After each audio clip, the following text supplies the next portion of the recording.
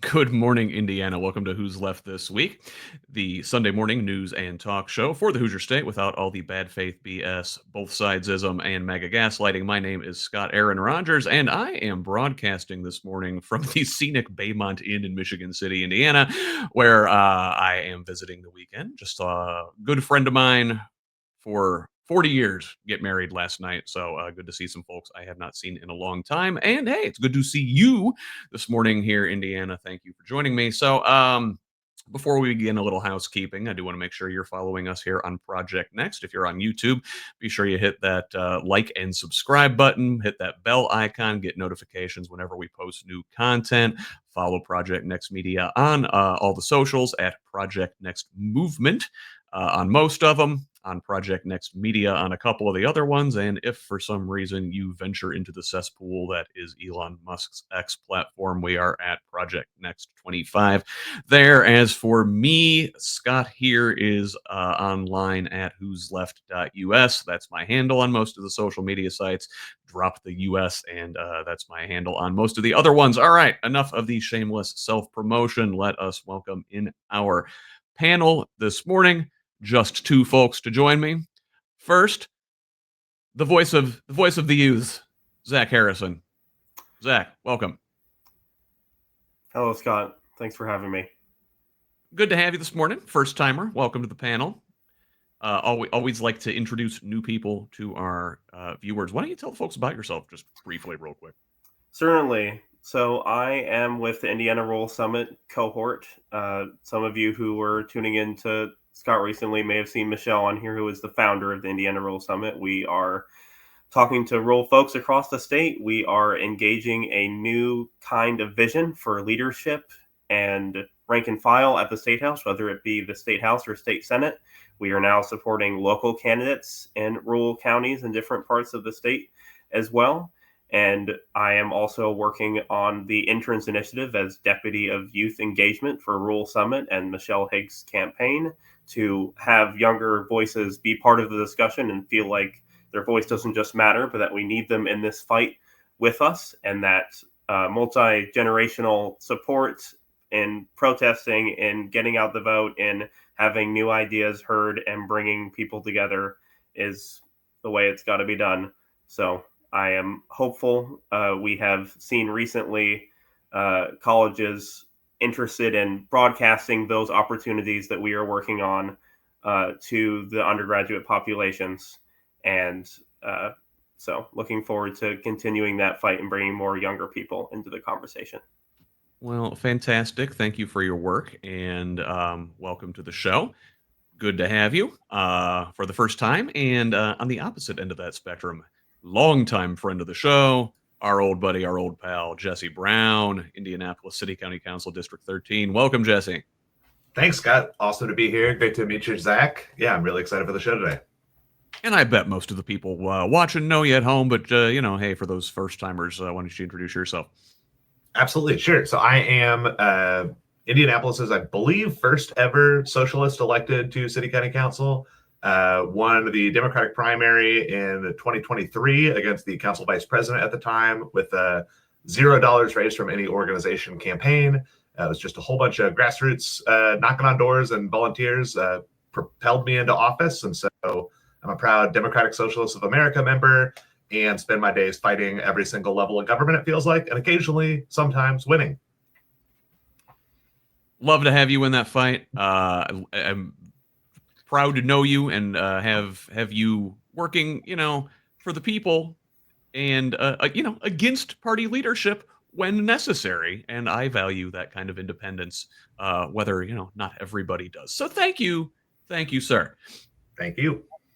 Let us go ahead and jump in this week, starting here in the state of Indiana with a quick trip around the headlines in a segment I like to call Around the Corn. So let me begin up here in Michigan City, where Randy Novak, former chief of the city's fire department and president of the LaPorte County Council, was sworn in on Wednesday as the state representative for Indiana House District 9, filling the seat previously held by retiring Representative Pat Boyd. Also this week, The state submitted a request to the U.S. Department of Education for a waiver to combine multiple federal K-12 funding streams into a single block grant. Down in Terre Haute, this Indiana-Illinois Boundary Adjustment Commission convened for the first time to entertain proposals for the state of Indiana absorbing Illinois counties that have voted to secede from their state. Meanwhile, in Indianapolis, and maybe Jesse can speak to this, 23 of the 25 city county councilors sent a letter to the Indiana Utility Regulatory Commission criticizing a proposed settlement with AES Indiana. That's the local public utility. The deal could raise residential electric bills by between $10 and $21 a month. The council called it far too generous to the company. Additionally, this week in redistricting news, this saga continues. The Indiana Black Legislative Caucus on Monday publicly condemned a push by state Republicans to undertake mid-decade redistricting. Former Republican Governor Mitch Daniels urged the Hoosier GOP not to cave to Trump in an op-ed in the Washington Post. State Senate Republicans do not have the votes as of Thursday this week, as reported by multiple Indianapolis news outlets.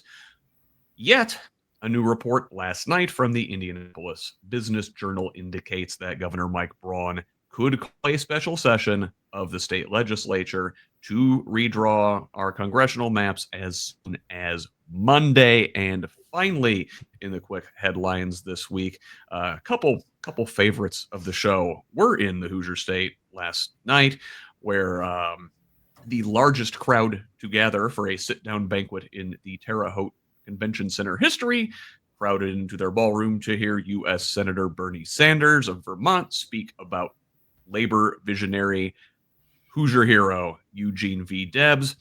Sanders was honored with the Debs Foundation Award for his lifelong contribution to the struggle for social justice, and the senator was introduced by a surprise guest, New York Congresswoman Alexandria Ocasio-Cortez, who observed, quote, Bernie carried the light of Debs and class struggle to Vermont and the rest of the country. In his 45-minute remarks, Sanders quoted Debs frequently and noted how relevant and right and perceptive his words are more than a century after he spoke them, adding, quote, he not only educated people on the nature of American capitalism, but presented an alternative vision to greed and exploitation, and concluded with, our job is to take his message forward. Thank you. I'll be here all week. Let's jump in there. Both of you guys were in Terre Haute last night to see the senator. Impressions, Jesse. Yeah, I mean, Bernie Sanders has long been a huge political hero of mine. Eugene Victor Debs has long been a personal political hero of mine. This is, I think, the fourth or fifth time I've gone to the Debs dinner. But yeah, as you mentioned, this was by far the biggest crowd ever. I knew dozens of people who wanted a seat who couldn't get one because it was sold out. So energy was electric.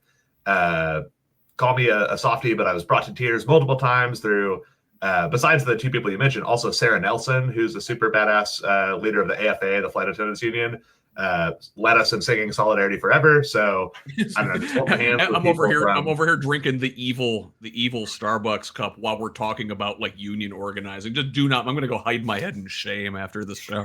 They're not on strike yet. You can go sign the no contract, no coffee pledge today. Yep. Please do. But they're right across the parking lot. I'm sorry. My mea culpa is all around. Zach, how about you? Impressions of last night? My first Eugene Debs dinner, we had the Indiana Roll Summit table where we had leaders from our cohort from different parts of the northern and southern region. And yeah, Jesse said it was electric.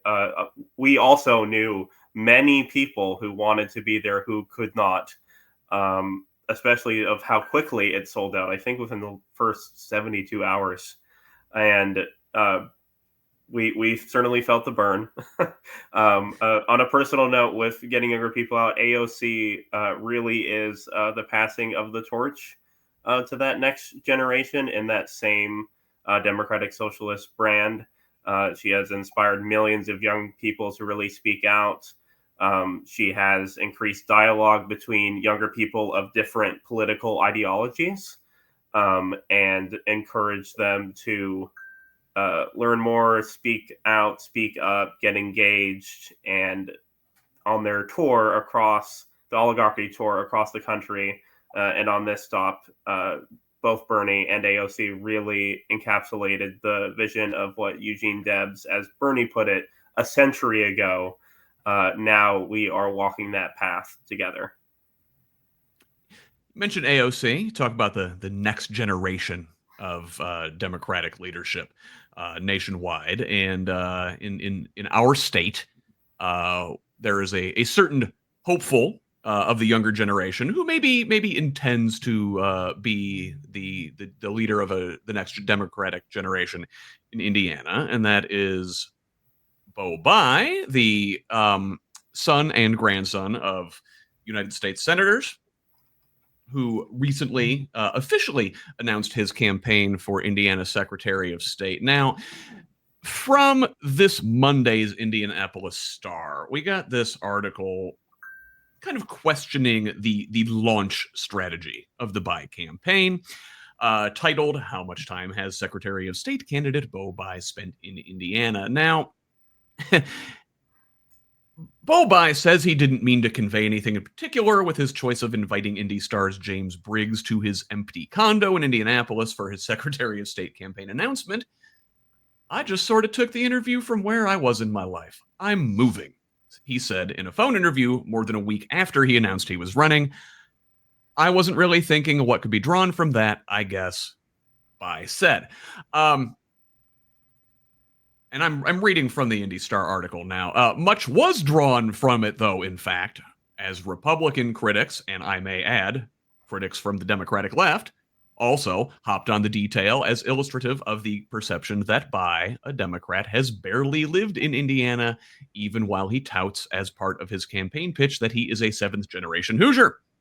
Now, University of Indianapolis political science professor Greg Schuffelt is skeptical that this line of attack about the residency is really going to matter. In 2016, when Evan Bai, Bo's father, last ran for U.S. Senate against Todd Young, it wasn't really a factor in that election so much as that Trump's coattails were a factor.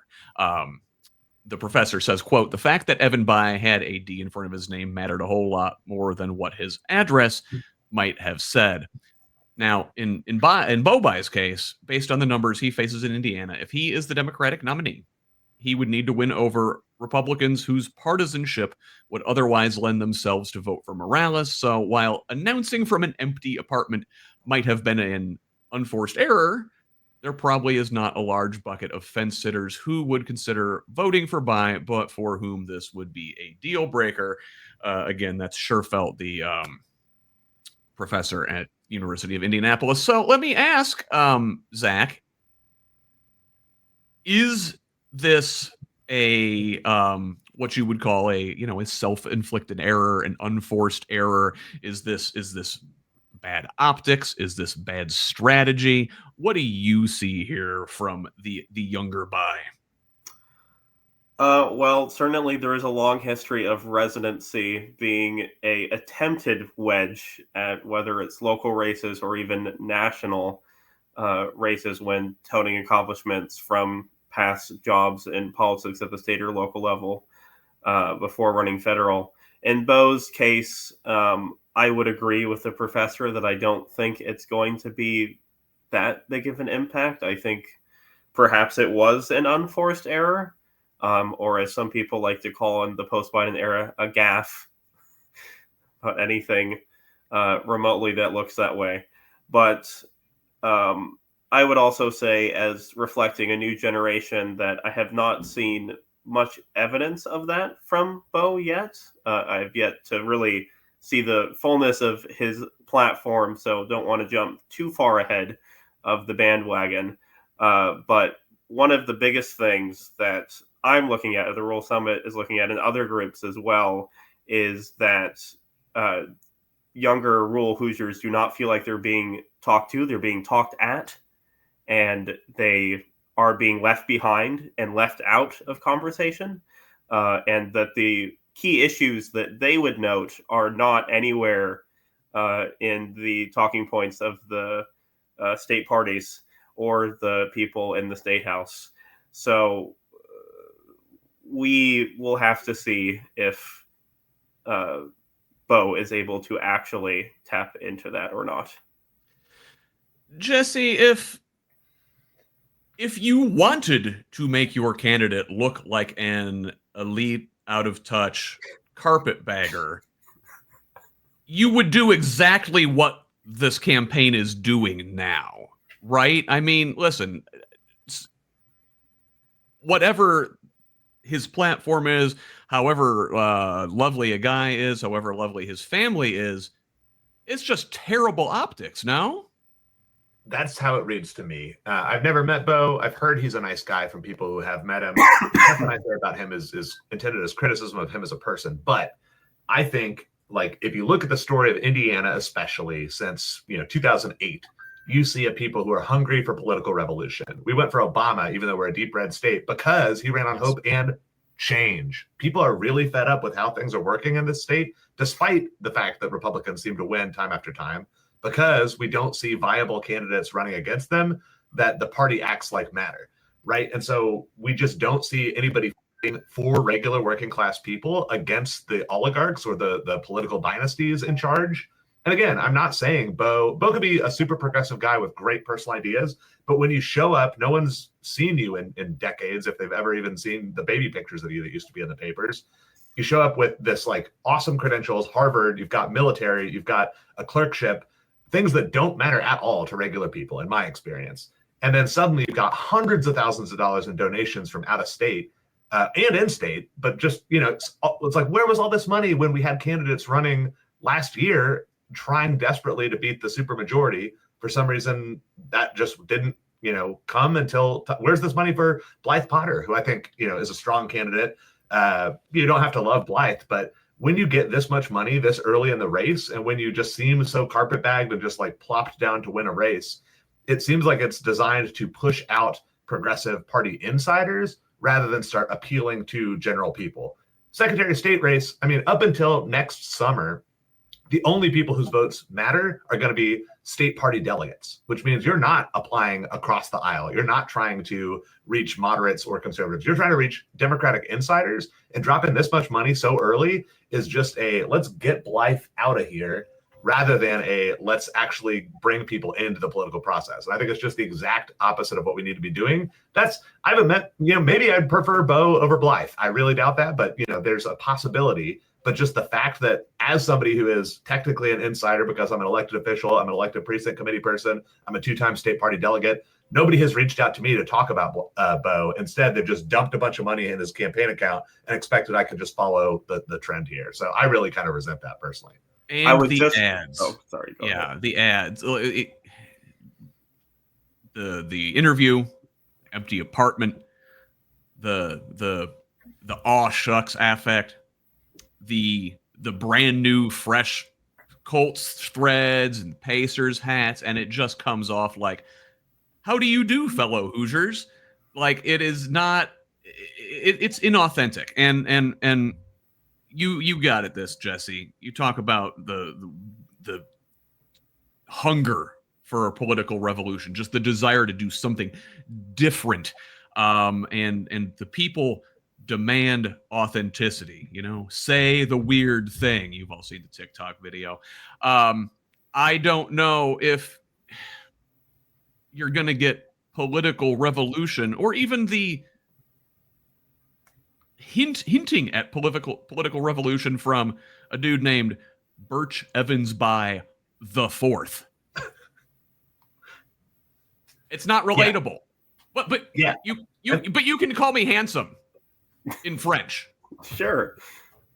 Yeah. I mean, it's, again, he could be the nicest guy in the world. Maybe he's the best, strongest candidate. But I really think if Democrats want to win in this state, we have to embrace conflict and intra-party discussion and debate.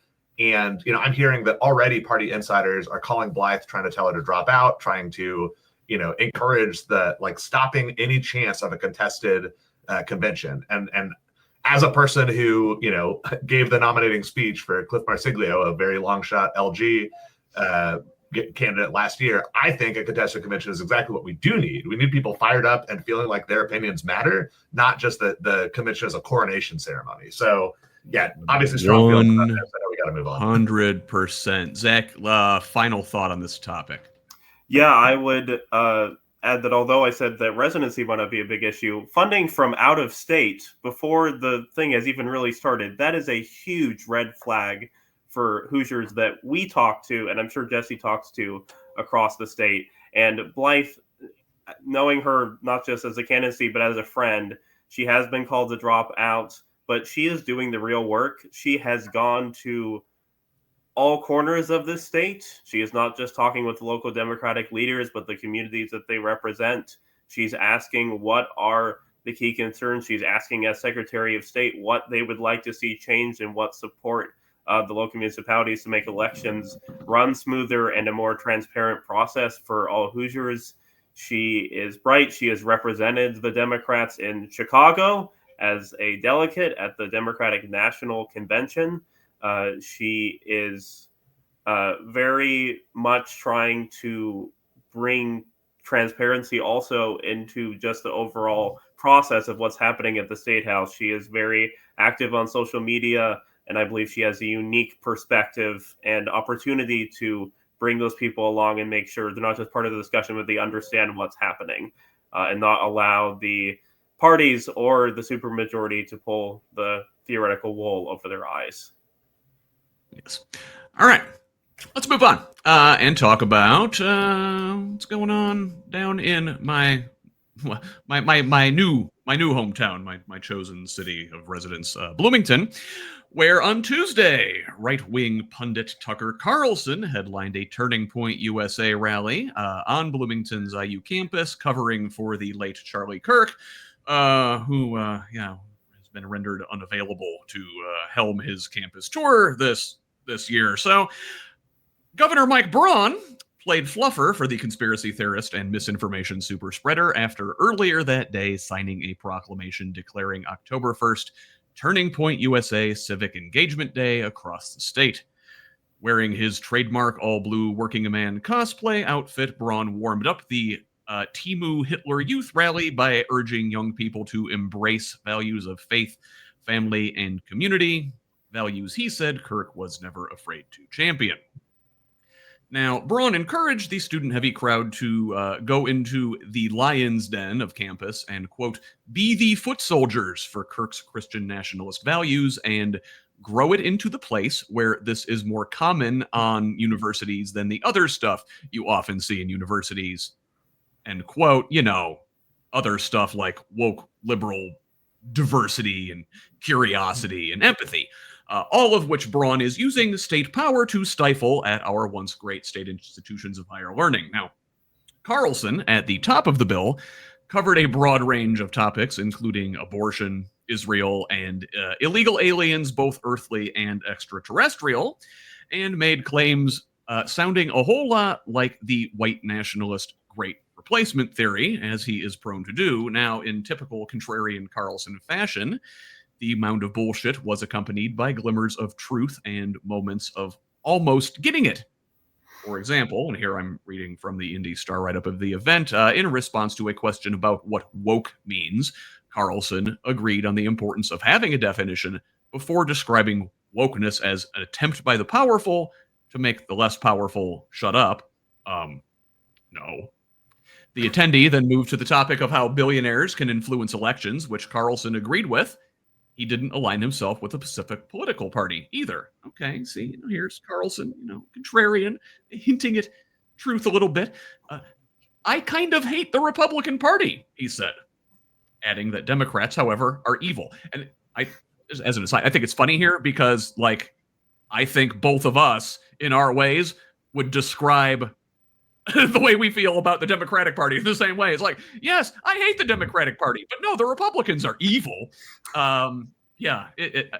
One attendee asked Carlson if he ever felt trapped in the system of mainstream media and the outrage machine, as it were. And Carlson replied that he did sometimes feel held captive by the channels he worked at, before acknowledging, and this is my favorite quote of the whole article. He says, "It's totally possible that I'm working toward evil and don't know it, but I don't believe that. I actually think I'm doing the right thing."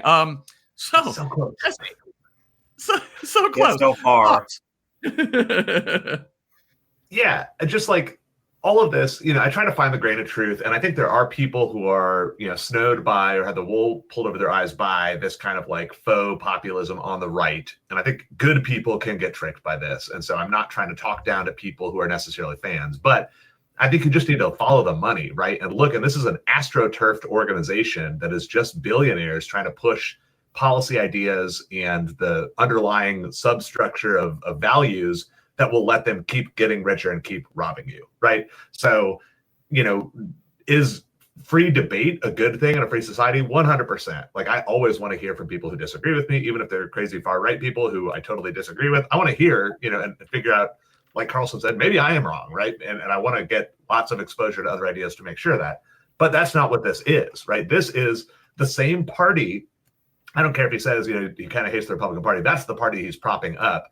And they're the people who are taking books out of libraries. They're the people who are like opposed to the word diversity. They don't want conflicting ideas. They don't want conflicting backgrounds. They don't want challenges. Like, who can go report at the Pentagon right now, right? Like, it's gaslighting to pretend like this party cares about free speech or freedom of information. It's absolutely becoming a totalitarian state, and pretending you have to like hound the last remaining bastions of, even if it's annoying, cultural, like identity politics stuff that is not my cup of tea. Like, how is that causing a problem for you right now compared to the government overreach you see, compared to the just absolute clampdown on free speech and free debate? The fact that they're aimed the way they are reveals the whole game, which is not anything about freedom, and it's everything about getting rid of your opponents. So, foot soldiers, I think, is right. Stormtroopers might be another word of what they're trying to look to create. And yeah, I feel bad for people who this is the only whiff of populism they've ever been exposed to, because I think compared to the stale and stagnant political structure, it might look appealing. But I just encourage people, dig deeper, follow the money. It's all bullshit. And I think it's pretty easy to tell that once you start scratching around. Zach, if I recall, after Turning Point USA founder Charlie Kirk's unfortunate assassination, what is it, month plus? I don't think it's been quite 2 months yet, but it's been several weeks ago now. In the wake of that, there was this crackdown on political speech from the right, talking about how now is not the right time. We got to respect this legacy. We need to turn down the temperature. Got to quit calling people fascists, even when they do fascist stuff. What do you think about our governor, Mr. Braun, in the wake of that? After all this talk about turning down the temperature, going on to my alma mater and your current place of education's campus, talking about young conservatives being foot soldiers on campus. Doesn't sound great. Not great, Bob. Not great, Bob. Yeah, I want to first encapsulate that the university at IU Bloomington is not the one that I grew up in anymore, unfortunately. We have seen an erosion of norms and expectations and bylaws that the current president and the board of trustees renewed and agreed to be bound by them, and they have broken them over and over again. What am I talking about? I'm talking about administrators being relieved midterm without talking to the dean of said department. I am talking about CEA 20 complaints where professors are ejected or suspended without due process or involving of the AAUP that represents professors in these situations, and are left completely out of the loop. And how was Pamela Whitten installed in the first place? By bypassing the entire infrastructure of people that are supposed to be involved in such an important decision that impacts not just the university, not just the county, but all of the other universities and counties around it, as IU Bloomington sets the mark and flame for all the other branches. We are now ranked as one of the worst universities in the country for free speech. And recently, there was the suspension of IDS very temporarily. And thankfully, Purdue was not having that. Some of their people lobbied and got the press release out and shared and sent some of them to IU students so that they would not miss the article. But it's just the latest in a long scheme. To Tucker Carlson and Mike Braun, it is despicable to see the talking of honoring someone while asking for essentially open warfare of words and foot soldiers, as they put it, in the streets. Many people remember, as it was national headline news not all that long ago, when there were snipers on the IMU when students were trying to peacefully protest and the guard were brought in. I will say that I believe Mayor Thompson did the only thing she could do in that situation and stopped Bloomington PD from being involved. But overall, we see a propaganda machine that is asking young people to essentially take up arms on the streets of IU and change the status quo to what they like it to be, not what academic freedom and the long history of IU states it should be for all students that come from all over the place. It's certainly very, very concerning to see such things at a place I love. And just the IU's reputation. We're becoming an SEC school in football and in academics, and I don't know if I like that trade-off. In fact, I'm pretty sure I do not. Let's move on and talk about Wednesday's story here this week. So, on Wednesday, we learned that the organizers of the famous Irvington Halloween Festival have voted. Or had voted the previous evening to conjure their best Kamala Harris impression and tell Indianapolis Mayor Joe Hogsett, do not come.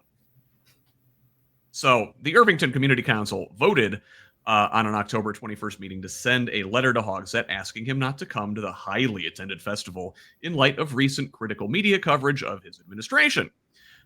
In response, this is a quote from the letter, in response to a formal request from neighbors and out of the respect for survivors of sexual assault and others affected, the historic Irvington Community Council has voted to formally ask that you refrain from attending any event associated with the 79th Historic Irvington Halloween Festival, end quote. That's what the letter reads in part. And this comes as the steady drip of reporting on the toxic culture of sexual harassment, abuse of power, and self-dealing in the Hogsett administration continues unrelentingly. Recall, and WFYI did a very good job of summarizing this in an interview earlier this week with Abriana Heron. So I'm going to pull a couple quotes out of that article to help us reset the table here. So last year, several women came forward to describe accusations of sexual harassment and abuse of power against Thomas Cook. This is Mayor Joe Hogsett's chief of staff from his first term in office to around 2015, from his first term of office in around 2015 until the end of 2020 when he left city government. That was the first time that those allegations were out in the public. In the course of that reporting, we learned about Cook's actions after he left city government and began working for this law firm in the private sector, and that's when we began to hear from sources about this relationship Cook had that had led to him being asked to resign from city government. It was a prohibited relationship with a subordinate. Her name was Scarlett Andrews, and after Cook left city government and became a partner at this law firm, he starts signing up big-name developers who are seeking taxpayer incentives for development projects, and meanwhile, the person that Cook had a relationship that led to him resigning was Andrews, who was working in the Department of Metropolitan Development, the agency charged with awarding those incentives at the time. You see what's going on here. A big sloppy conflict of interest. And so after he leaves city government, She gets promoted to lead that department, and pretty quickly, starting in 2021 and going through the end of 2023, you have a situation where Thomas Cook is on one side of the negotiating table representing developers, and you have Andrews representing the city on the other side of the table. And all of this is looming over, everything Hogsett's doing. And then later this week, we get a follow-up from law firm Fisher Phillips, the folks who conducted a nearly $500,000 investigation from the city. Months after this investigation left lingering questions about Hogsett's response to the complaints, the City County Council received this follow-up document, emailed to the councilors on Wednesday night, shedding info on why these investigators didn't subpoena Cook in their investigation. And so, we went through the details, but in response to the question about why the firm sought access they were unable to obtain, the authors wrote they chose not to subpoena Cook because it would have resulted in unnecessary costs and expenses. Now, make sure I'm plugged in over here. This thing's saying my computer's going to die in a second. That's not good. I'm going to go do that. I'm going to disappear from the screen for a second while Jesse tells us whether that excuse was sufficient. Jesse, this is right in your wheelhouse. You are one of those counselors to whom Fisher Phillips was writing this report. Why? How could they not subpoena the primary person involved in this investigation? Well, this wasn't what I wanted when I voted for this investigative committee, but I think it is what, for example, Council President Bob Osley wanted, which was to pass the buck, to spend a whole lot of time pretending to investigate, to make sure to limit the scope of that investigation to mostly HR-related things, which is what they tried to do before counselors pushed back and tried to push for an investigative committee. You'll notice in the same report, which I actually got just like hours before the media got it. I had not seen this prior, so it wasn't like it was briefed, to me by council staff. You'll notice multiple times in what was reported in the media, our council attorney spoke with Fisher Phillips to outline the scope of the investigation. Our council attorney didn't believe that we actually had the authority to be doing what we wanted to do, and told Fisher Phillips basically not to do what we counselors had wanted them to do. There's also several conversations mentioned between our council attorney and Fisher Phillips that weren't released to us counselors, citing attorney-client privilege. What? That's our attorney. We're the client. We should have the privilege to see those conversations. So I don't understand that at all. To me, it still stinks like a cover-up from the council trying to protect Joe Hogsett. But as a broader picture of what's going on, it's been incredibly clear. Like, Joe Hogsett has excused what he knew was unconsensual sex. The word I grew up knowing for that is rape. He knew that Thomas Cook had had unconsensual sex with somebody after he had had this other experience, and he didn't see fit to do anything about it. He didn't even put it in Thomas Cook's HR file. He just had a personal note on his desk warning, don't let Thomas Cook sleep with other subordinates. It's totally inexcusable. It's a person of very low moral character, which we knew before. We also knew that there was absolute conflict of interest going on with taxpayer money. So I think it's beyond time this guy leaves. I wanted to loop back around to the Halloween festival thing and just point something out. I will say, when I called for Joe Hogsett to resign, I was the first person in the state to do it after the first Indy Star article dropped. I had not heard a ton of complaints from my constituents. It just seemed so incredibly clear that I had to take a moral, personal choice.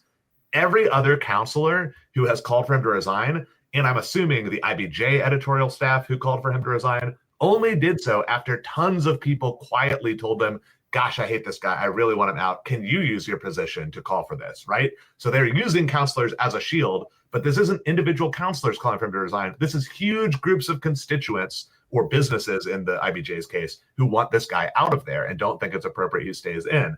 So that, if you cited an important part of the Irvington Community Council letter, but there's another part of the letter where they say they privately told Joe Hogsett, hey, we don't want you there. Can you just not come? And he refused to commit to not coming. That's the only reason that they intentionally leaked this letter, to make it go public.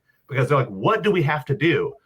I think about it like, let's say, totally just out of hypothetical, right? Let's say you have an alcoholic family member who shows up at family gatherings and ruins them every time. If you quietly ask that person not to come to Thanksgiving this year because of what happened last year, and he's like, I don't know, might show up, might not. You have to escalate, right? You can't just like wait and see what happens and have everybody dread and have their family event ruined, right?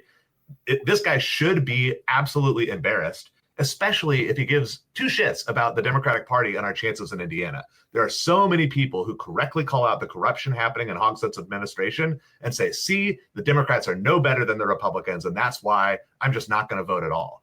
Going back to the Bo-Bi thing, what we need is not to pull Republican voters over. We need to pull the massive numbers of adults who aren't registered or the massive number of registered voters who don't show up to the polls. We have to give them something to fight for, and we are tainting our brand irreparably by allowing absolute crooks and sex pests like this to remain in office. I'll pause on that. Zach, or you respond. Sorry. Yeah, Zach, please do. I first freely admit I am not as in the known as Councilmember Jesse Brown here, but it is certainly a sad state of affairs when you have not only someone in this position of such low moral character, but a matter of the constituency and the members Jesse just articulated with the Thanksgiving example. What exactly has to be done to showcase that you are not wanted here and that you are not representing the people here authentically? And if you believed in that, you would welcome an open investigation and you would welcome an independent committee to oversee that thing and then direct all questions until that is resolved to said committee. And we have seen this song and dance, of course, not just in Indiana, not just in federal government, but in states across the nation, particularly in a post 9/11 world or in a post-Trump world. I mean, we have seen these same talking points. It's like a mirror being put up on reflex, and the idea that there is no accountability that will bring me down. Zach, let me ask you, because Jesse mentioned this. He's talking about folks like Hogsett tainting the Democratic brand. I mean, listen, this is the mayor of the largest media market in the state. If people are turning on the 6 o'clock or 10 o'clock news and they see a Democrat on their TV, it's probably Joe Hogsett. Do you find the folks in rural organizing spaces, nowhere near Indianapolis, but still, within the broadcast range, does that perception that your city machine Democrats have, affect our perception out in rural Indiana? Absolutely, it does. I will first frankly say that I don't think that Hogsett is at the top of many rural Democrat or Republicans' minds when we are talking to them. He's probably very low on their list of priorities in most cases. But generally speaking, certainly there is a perception of Indianapolis or of Marion County. I mean, in the proposed redistricting, one of the things that Republicans that we have talked to, or during the No Kings protest, Republicans that are against Trump and came out but still support a lot of state Republicans, is this idea that one of the proposed showed map that's gone around is going to split Marion County more and push it into congressional districts that are mostly rural or artificially rural, and that they are disgusted by the very idea of sharing that thing because of the overall reputation of Marion or Indianapolis for many of these rural communities. They feel it's out of touch. They feel that the concerns of Indianapolis as a dome, of which they are left out of the supposed Silver City in any individual state. But in this case with Hogsett or any of the leading officials in the not just largest media market, but most populous city and seat of the state, we would hope that finally there would be some level of accountability and reaching out to the larger constituency of the state. And the few House or Senate Democrats that are doing that are drowned out by that media market over and over again. So the perception in a nutshell, for many of these rural Hoosiers is that they don't care about us. So why should we even tune in to watch? Yeah. So in summary, Joe, resign. You're killing us all. It's not just Indianapolis. You're hurting the whole state. You're hurting every Democrat in Indiana. And if you want to help, and if you want to, help your bestie Evan By and his son, don't be hanging around. They probably don't want smart people would not want your stink on them. Let's move on. And Zach, we're gonna talk about a rural issue here, because Indiana cattlemen have beef with the president. Farmers in the state and across the country, frankly, are uneasy over President Trump's comments to import beef from Argentina. Here, I'm quoting from an article on Wish 8 the other day. So now, Trump said he's concerned about consumer beef prices, which are high, and Argentinian beef could help. But Indiana Beef Cattle Association members are pushing back. They say more imports of Argentinian beef could make it harder for American farmers to make a living. Brian Shooter, executive vice president of the Indiana Beef Cattle Association, called it simple supply and demand. Add more meat to the supply, and cattle farmers can't sell at competitive rates. It will undercut them. He said Trump's comment has caused futures prices for cattle to fluctuate already. Quote, that just shows his comments like this may have an undue effect on our industry, end quote. So instead of relying on Argentinian beef, Shooter prefers to have the market work itself out, saying some of these comments tend to have negative effects on the business. Today's Indiana cattleman supports free and fair trade. Let the market work the way it should. Only 2% of U.S. beef currently comes from Argentina. A new deal could quadruple their import. Shooter says there's already a trade imbalance, with the U.S. importing $800 million worth of beef from Argentina, but Argentina only buying $7 million worth of American beef. Shooter concludes with the following quote. Well, never mind. That's not important. So let's go there. Beef. It's what's for dinner. Except not as often these days, because it is all-time high price. Zach, how do you feel about Argentinian beef? Well, I think it certainly is a microcosm of the larger trade wars that is being waged around the globe at this point. And certainly there are op-eds or Chronicles or Washington Post talking about Republicans that are privately begging Trump to change tack with China and Canada in particular, and with beef specifically. I mean, our farmers are getting eviscerated by these trade deals and the government shutdown and the federal farm bill expiring when the shutdown began.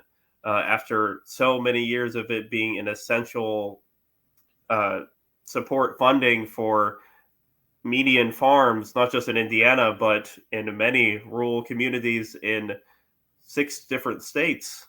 And it doesn't exactly sound like, 7 million versus 800 to be just simple mathematics. It's not really a win for Americans as a whole that like beef, but certainly not for our American farmers, not to mention beef tallow being a favorite talking point of our esteemed RFK Jr., that believes that it is healthier and that it is a more healthy byproduct for Americans to consume on a regular basis.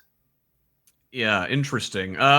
Jesse, now listen, I as a good socialist, whenever I hear talk of the free markets, it perks my ears up, because especially when it's coming from business, and especially from agribusiness, like the Beef Cattle Association here. Now, Mr. Shooter, great name.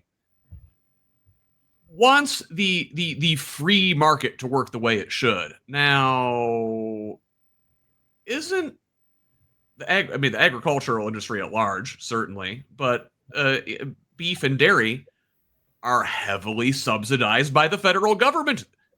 I don't think they want the free market to work the way it should. What do you think? Yeah, I mean, like you said, Scott, the way we hear free market in this country just means government subsidizes things that we never have to think about, right? Just like how people will complain about public housing, but don't think about the fact that the 30-year secured mortgage is absolutely an artifact of federal government intervention, right? So, we're in topsy-turvy land where these words don't mean anything. But I think it's more important to call out the fact that this is Trump being corrupt as usual and just trying to make sure his friends profit. And he wanted, American cattle people to be on his side to win elections because votes matter. But now that more and more it's looking like we might not have more elections, or at least Trump is pushing us in that direction, money is a lot more important to him than votes. And so having allies like the crazy chainsaw man in Argentina be propped up and have their governments be able to support him matters more than, farmers. And so I don't even think that the cost of beef for regular people is in the top 3 reasons Trump is doing this. I think he's finding ways to put money in the hands of people who support him because he knows they're going to turn around and do things like buy him a Qatari jet or, any other self-enrichment schemes that he could do. I saw a study that showed the tariffs in the 2016 term had so many exceptions, and almost every exception to the tariff was made for people who were campaign contributors or personal business associates of Trump. So it's a kleptocracy. He's just, mafioso style, just making deals to make sure his friends keep that sucking sound is money from our wallets going into theirs, right? So if anecdotally or tangentially to his main goals, that also lowers the price of beef, cool, whatever. He'll probably make some sound bites about it.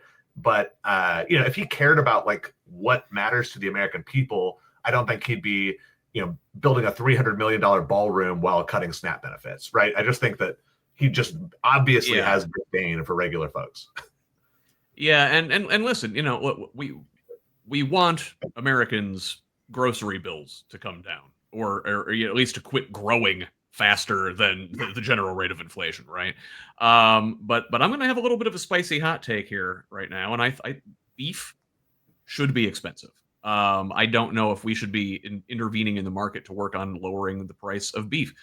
And this is not me being some vegan hippie or anything. Like, I love a cheeseburger. I eat entirely too many of them.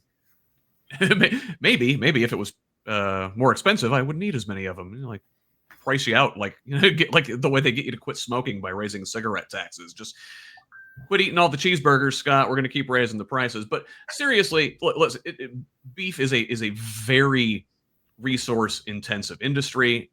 For the protein calories you get out of a serving of beef, all the water and the feed and everything else that had to go into produce of is just massive.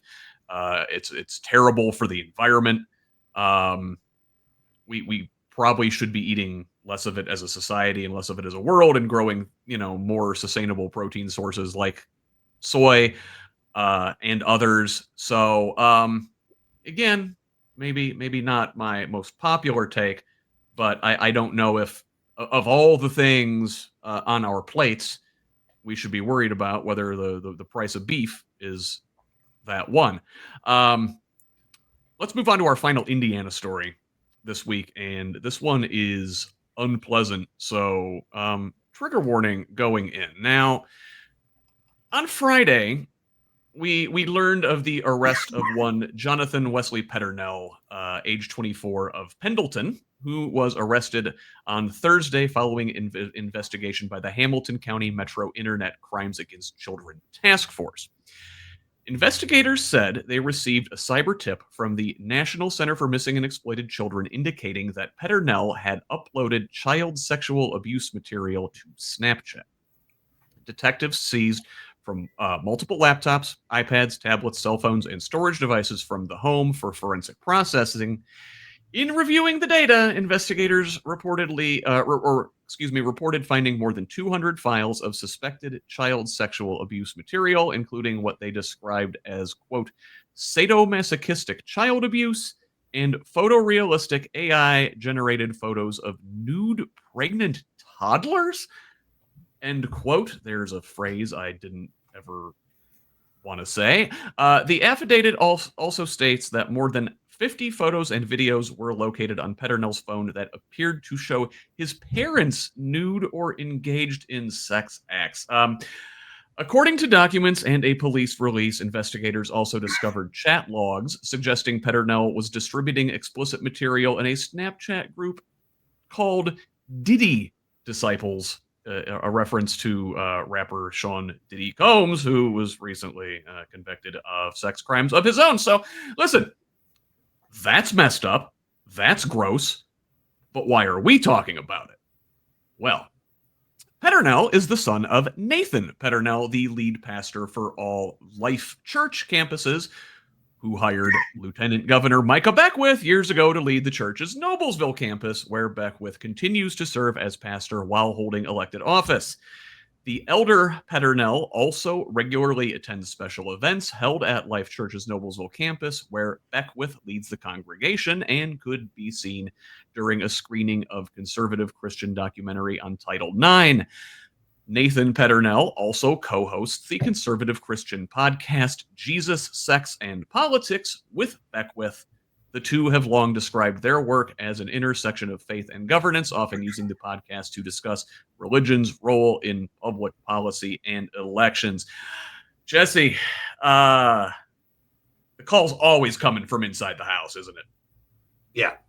Well, and speaking of which, I mean, this morning alone, 2 different people with close ties to the Beckwith clique, I guess, that's in charge of the LG's office, have told me this is the tip of the iceberg for this story. There's going to be more coming out, and it's going to be more obvious that Beckwith himself is personally implicated in some of this stuff, which, that's hearsay. Believe it if you want, but the people who reached out to me have not shared that didn't prove true.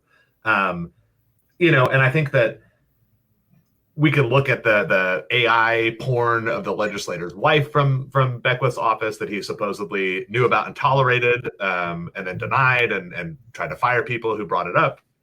You can look at a lot of different behavior he's been involved in to have some real concerns about that guy in particular, who happens to be a heartbeat away from being our governor. I also think it's just like really horrifying when you think about this guy who was arrested was 24 years old. I have yet to see a situation where somebody is this deep into creepy child porn stuff that wasn't abused as a child themselves, especially if somebody at this age, which begs a lot of questions about what happened, how involved were his parents, who were apparently, like you said, depicted in some of these gross images. Yeah, that I don't think you get to this point without a whole mountain of horrifying, disgusting shit underneath it. So, I don't know. I mean, so for many years, I did not call myself a Christian, because even though I cared deeply about the Gospels and wanted to follow Jesus Christ and cared so much about that, I saw the way a lot of Christians behaved, and I didn't want to tar myself with that word. And since then, I've decided, no, screw that. I'm going to still say that I'm a Christian. It's them who are, not doing what the Beatitudes say. But I think that, again, just like Joe Hogg said, tarnishes the name of Democrats. I think that this kind of behavior coming from a church makes people wonder, we had the Catholic sex abuse scandal. We've got this. Is there something about Christianity that causes this? I think the answer is no. I think there's something about hierarchical organizations and institutions that causes this. And in our state and in our country, a lot of those are churches. So, but yeah, it really frustrates me as a Christian to have this kind of horror coming out from the people who are Bible thumping and trying to tell other people how to live their lives. Yeah, it just makes me sick. And I wish I had like a total hot take or a what to do about it. But I just think breaking down hierarchies, like democracy, transparency, accountability, use those 3 words in religion as well as in politics. And I think we help at least stop the worst of this problem moving forward. Zach, I seem to recall, the last couple of years, conservatives like to use these buzzwords to describe folks like us over here on the left who, support, love, and empathize with LGBTQ youth, and they call us groomers. They say, we're turning the kids gay. boy, it certainly appears that this kind of behavior is groomed in high control religious environments like the kind in which Beckwith is a high profile member now. Yeah, certainly, Scott.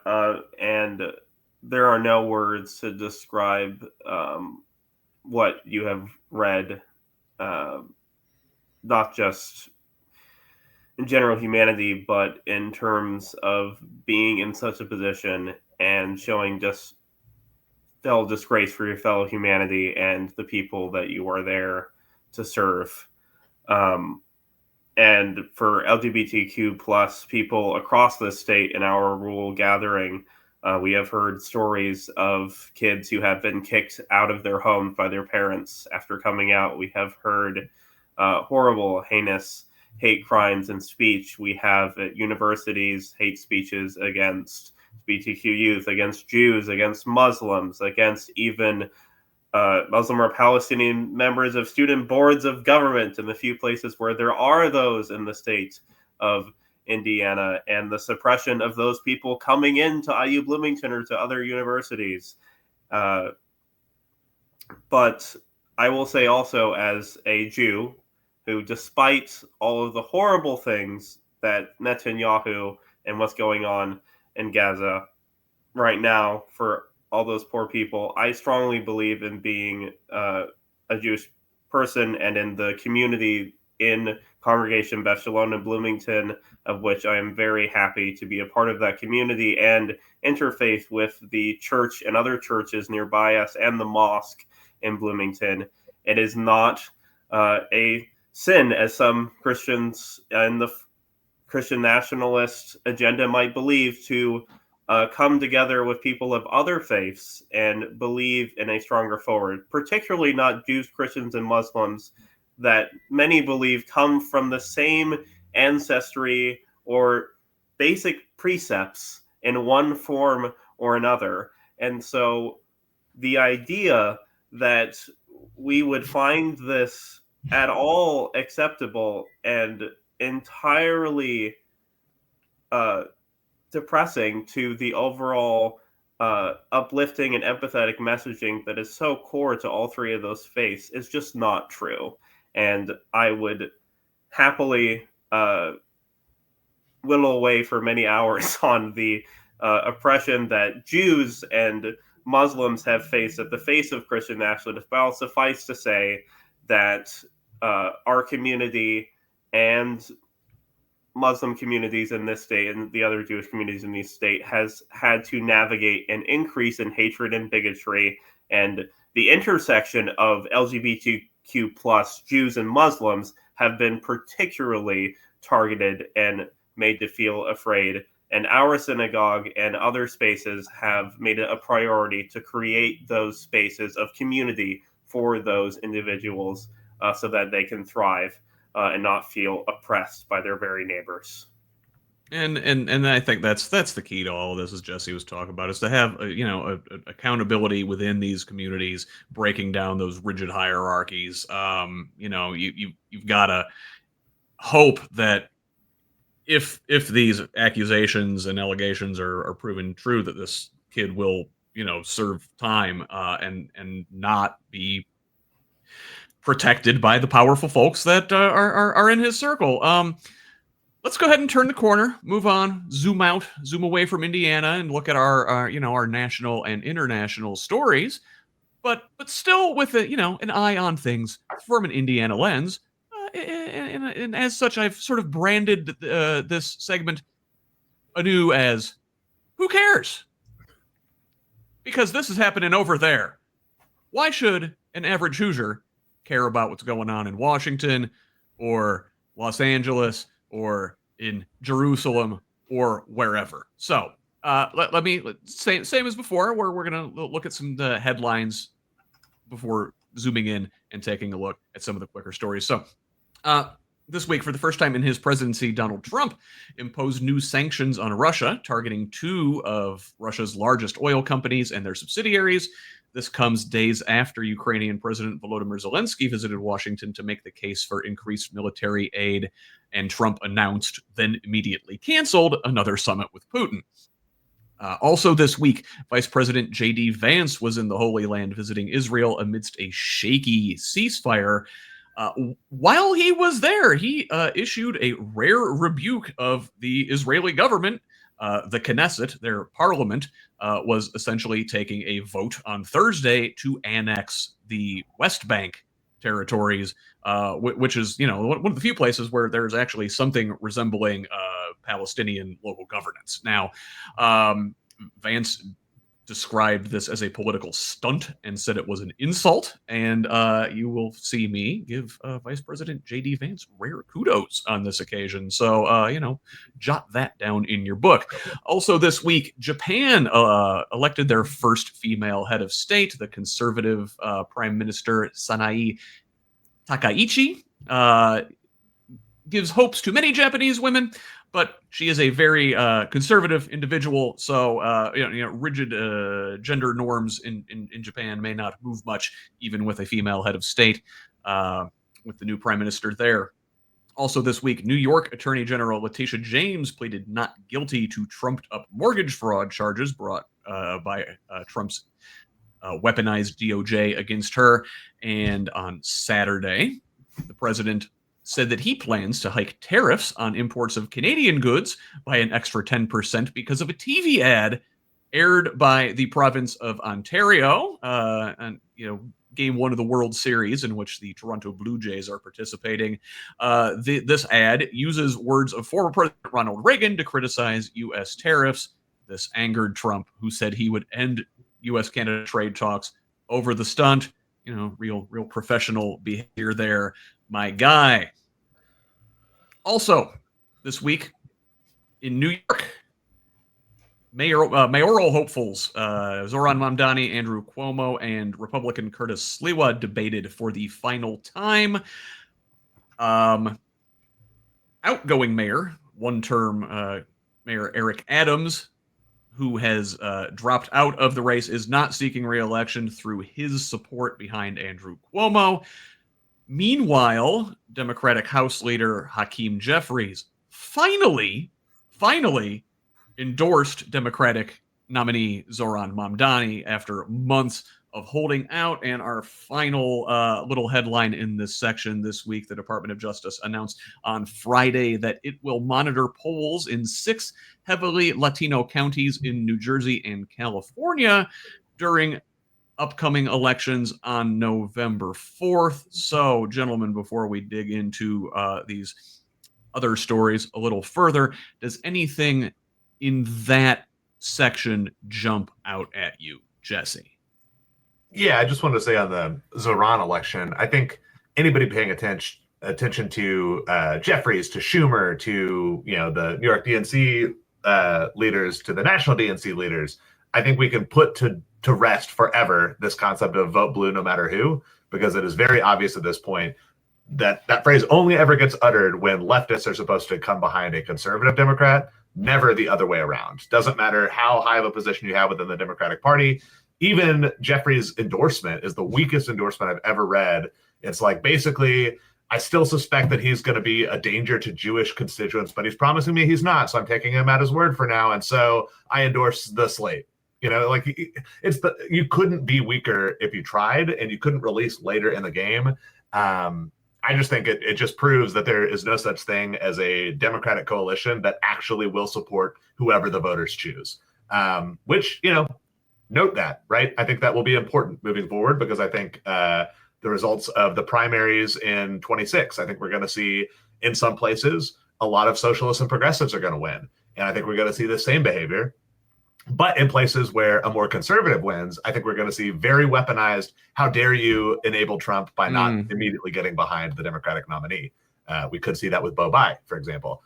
So I don't know. I just wanted to note that and have everybody remember this moment. Jesse, I was going to ask, this is New York. Who cares? But you perfectly tied it back to Indiana and these very problems, this rift within the Democratic Party we're having here. Zach, anything jump out there to you? I would first add to Jesse's point about the mayoral race in New York that, at least personally, as a Jew, I do not feel threatened by Zahran Madami talking about what is happening openly and transparently in Israel and in the Jewish world in America. And I do not think that he views it unfavorably. I think it's a matter of having not just the candid conversation, but bringing these communities stitched more closely together again in New York, of which there are many different communities of both in New York City and in New York as a state as a whole. And added on to that, there are presidential candidates in the last election cycle that came to Indiana on a tour at IU Bloomington, but there were only a couple of them that even mentioned the Middle East or Jewish people, despite the fact that IU has one of the largest, and at one point the largest IU undergraduate Jewish population in this country. So that's just all balderdash to me. And Akeem Jeffries, I will add, appears to be the ultimate status quo moderate uptick and has twiddled along since being elected. And many may remember the heartfelt speeches of why Hakeem Jeffries is their golden man of impeccable principles that will bring us forward and unite the different factions of the party. Show me the evidence that he is trying to unite the different factions of the Democratic Party. He's Hillary Clinton and he can quote Biggie. That's it. I just imagine Hill up there dropping bars. That's Hakeem Jeffries for you right there. Zach, let me ask about, since you brought up Jewish issues. Can I ask you about the advance in Israel and the kind of the tenuous ceasefire over there? Yes. So obviously there was jubilation from many people, including one group that I'm just an average member of, the Jewish Democratic Council of America, that actually is responsible for helping elect many of the more progressive candidates and then office holders in Congress right now. We saw many of the hostages being returned. It is unfortunate that some of them likely will be found in body bags or mutilated, and the families just hope that they can be returned so that they can have proper burial and have some form of closure over the past year. And JD Vance and the tenuous hold from Trump of trying to make this big sweeping mandate about how Trump is saving the planet.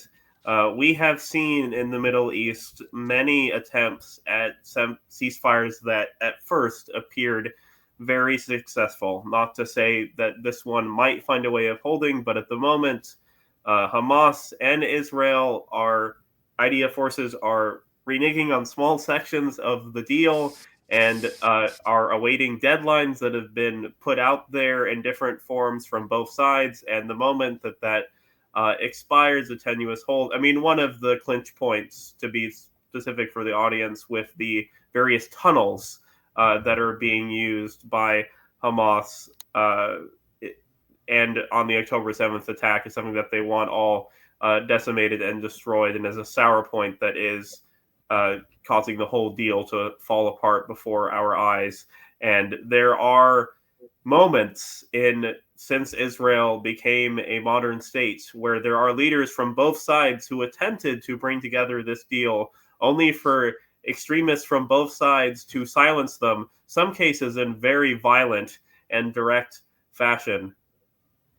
Yeah. Zach, why should the average Hoosier care about what's going on in the Middle East?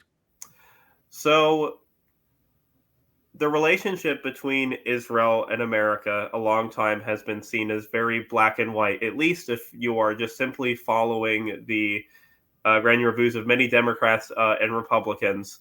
But forces like AIPAC and others have been pushing it into the forefront of a ultimatum of, if they are on this side of this issue on Israel, then you cannot vote for them. And that has been pushed into the minds of many Hoosiers in races that are being broadcasted to them in other parts of the country. But for Hoosiers itself, we rely on Israel alliance for many things, not just with intelligence gathering, but with supposed values. And in Netanyahu, we have a despot who is using the war to cling on to power that is not too dissimilar to the despot that we have sitting in the Oval Office while tearing down the Great House. That is, as AOC put it at the Eugene Debs dinner, our house. So we see Netanyahu trying to take advantage of this, Trump trying to say that Netanyahu should be pardoned of all crimes and should be allowed to continue the great work in Israel, out of nowhere, supposedly, in the middle of a press conference announcing the peace deal. And Hoosiers should know that even if you are not Jewish, even if you are not Palestinian or Muslim, there are many Americans who reside and who work or travel to and from, and the further destabilization and with our shutdown is only going to further spiral our economy and make things more expensive in many different forms. What extent, only time will tell. If the unfortunate reality that has happened so many times of ceasefires again in the Middle East spirals into chaos once again. Hopefully it is not the case, but given the most recent trends, it seems that the inevitable of that is likely incoming soon. Yeah, that's I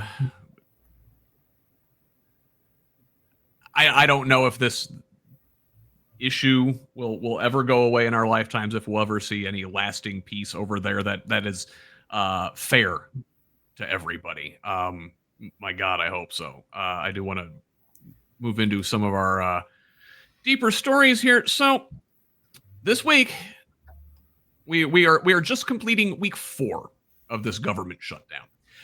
And so, yeah, on Monday we hit day 20. The Senate failed for the 11th time to advance the House GOP's continuing resolution, still short of the 60 votes necessary to move forward. Again, Republicans hold majority in the House and the Senate. They do not have enough votes to overcome a Democratic filibuster. Although, they could just use the nuclear option. I'm surprised they aren't, but it suits them to keep this shutdown going. So that was Monday. They failed for the 11th time to advance, and also, the federal judiciary is beginning to run out of money, and furloughs began limiting operations of the judiciary for the first time in 30 years. Now, also on Monday, White House economic advisor Kevin Hassett said the shutdown likely ends this week. Newsflash, it did not. We're about to enter week 5. On Tuesday, Trump hosted Senate Republicans for a unity lunch at the Rose Garden, while House members remain sidelined. Again, the House is out of session. Mike Johnson's not bringing them back in, not swearing in Arizona Representative-elect Adelita Grijalva, because, she may be the vote necessary to release the Epstein files. So there's that whole thing going on too. Wednesday, federal employee unions expanded a lawsuit challenging the shutdown firings implemented by OMB Director Russell Vought. On Thursday, a 12th continuing resolution failed in the Senate. Meanwhile, dueling pay the workers bills from both sides of the aisle failed. Republicans and Democrats each introducing their own bills to pay government workers during the shutdown. So essential workers at this time are still unpaid. By Friday, we're seeing that this is the first missed paycheck for a lot of these government workers. For the first full pay period, and we're seeing human costs already because of this. Food banks are seeing longer lines. The social safety net is already frayed.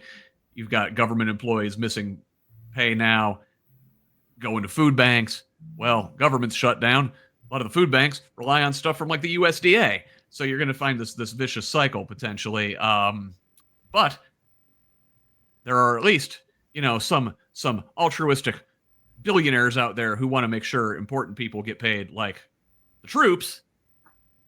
New York Times reporting that billionaire Timothy Mellon is the donor behind a $130 million contribution to pay the troops during the shutdown. I should note that the amount required to pay military personnel for like one pay period is something like $15 billion. I do not know how this little dent is supposed to help. So that's the shutdown this week. Jesse, are your constituents there in Indianapolis on the Near East Side there beginning to feel effects of the shutdown? Who cares? Is this thing affecting average Hoosiers? Yeah, I mean, I think it is affecting average Hoosiers. It's very uneven on how it's affecting average Hoosiers right now, and I think that's somewhat intentional. I think that even starting back earlier this year with Doge, you can look at the fact that in the federal government, people of color are way overrepresented compared to the private sector, right? And so it's a lot of career public servants who, have been getting a smaller paycheck than their peers in the private sector, but have been serving the public because they actually care and they give a shit about this country and want it to work well, who are now facing the brunt of this, just as they did earlier with Doge. And so, I have had some constituents who they themselves or their family members were laid off and don't know, they have strong suspicions that they might never come back, right? That Trump's going to use this as an excuse to make further cuts or extend the furloughs. And again, it's a lot of middle-aged and older Black and Latino people who, when you look at, Department of Homeland Security posting Nazi memes on Facebook every day, it becomes pretty clear what the objective is here. So, yeah, we haven't yet started seeing people actively feeling the food cuts, but I've got people freaking out and understanding that if the food bank runs short, if SNAP benefits get cut, their families are screwed. That means hungry children, and so that's becoming more real as it gets closer to when that would happen. And, it's kind of an extension of what a ton of my constituents have been feeling for months and months, which is just shock and horror and just waiting for someone to do something. I fielded, I want to say 5 different emails in the last 2 weeks from just regular average Joe constituents saying, what do we do? How do we resist when, not if, the federal government sends the National Guard in to occupy Indianapolis? What do we do when, not if? It's just like the things that even 3 months ago felt like conspiracy theories are now regular, reasonable people are like, well, this is clearly going to happen. So what's the plan? How are we going to react to it?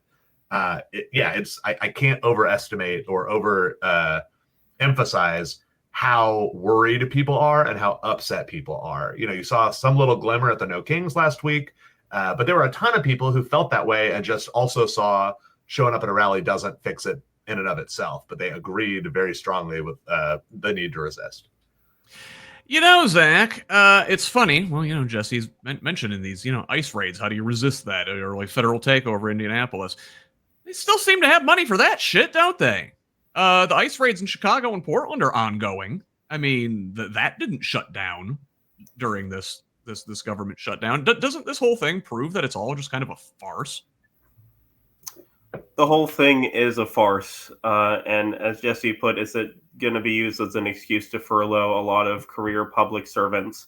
I will also add that there are people in the Rural Summit cohort that have been laid off that recently or not so recently were federal workers working remotely.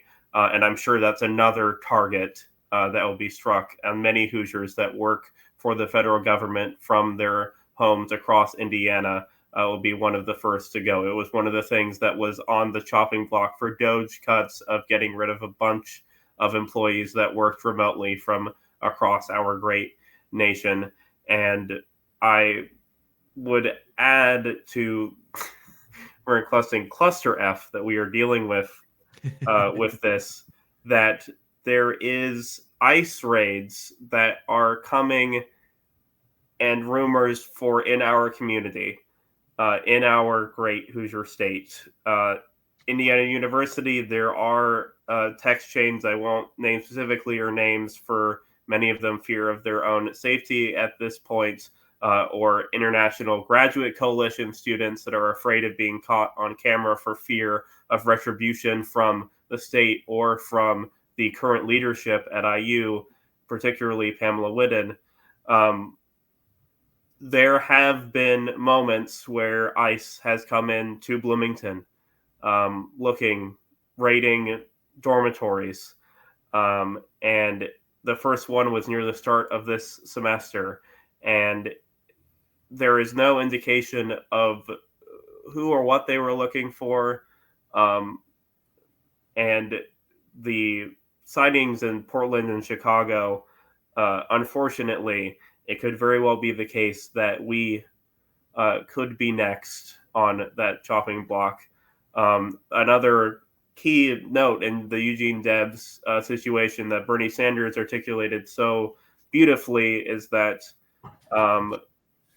we see often people not reacting to the situation because it doesn't directly impact them. And then by the time it gets to them, there's nobody left to stand with them. So Hoosiers should be very concerned about these ICE raids and the fact that they have already, in a couple of cases, and in a couple of cases, rumored to be coming to parts of our Hoosier state, not the least of which is also ICE agents going into public schools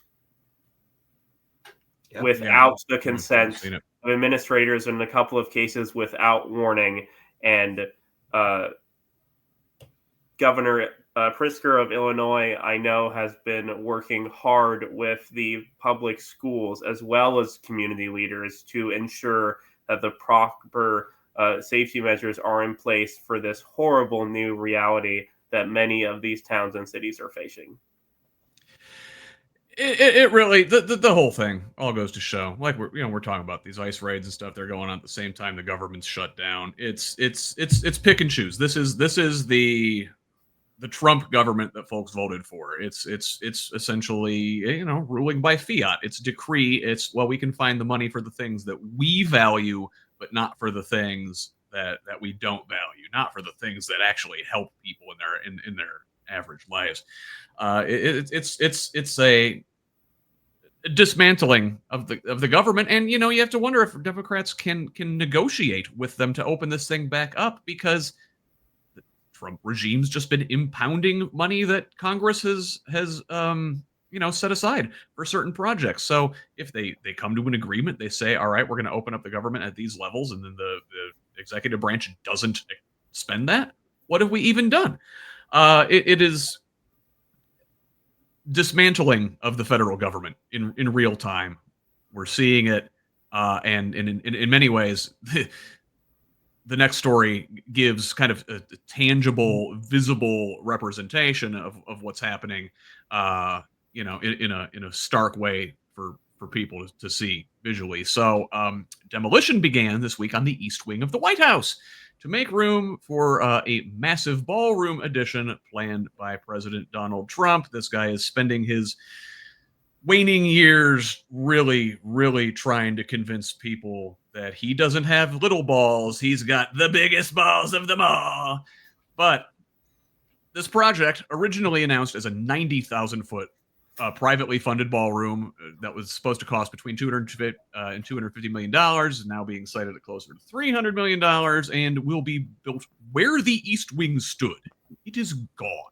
Debris is being hauled away with visible routing through the DC streets and to recycling and scrap yards. Now, Trump had previously claimed that this ballroom addition wouldn't interfere with the existing building, and yet, as we can see from photos, the East Wing building is fully gone. Historic preservation groups and watchdogs say the project is... How could that be? That guy? Really? No. But yeah, so these preservation groups, say the project it's bypassing regular reviews. The National Capital Planning Commission and the Commission on Fine Arts had nothing to do with this. And they also complained that the scale of the new structure may overwhelm the historic house. Additionally, there are questions about the funding of this thing. Corporations and donors contributing large sums. Open this thing up to being a boondoggle of corruption. Again, Trump administration? No, never. They would never.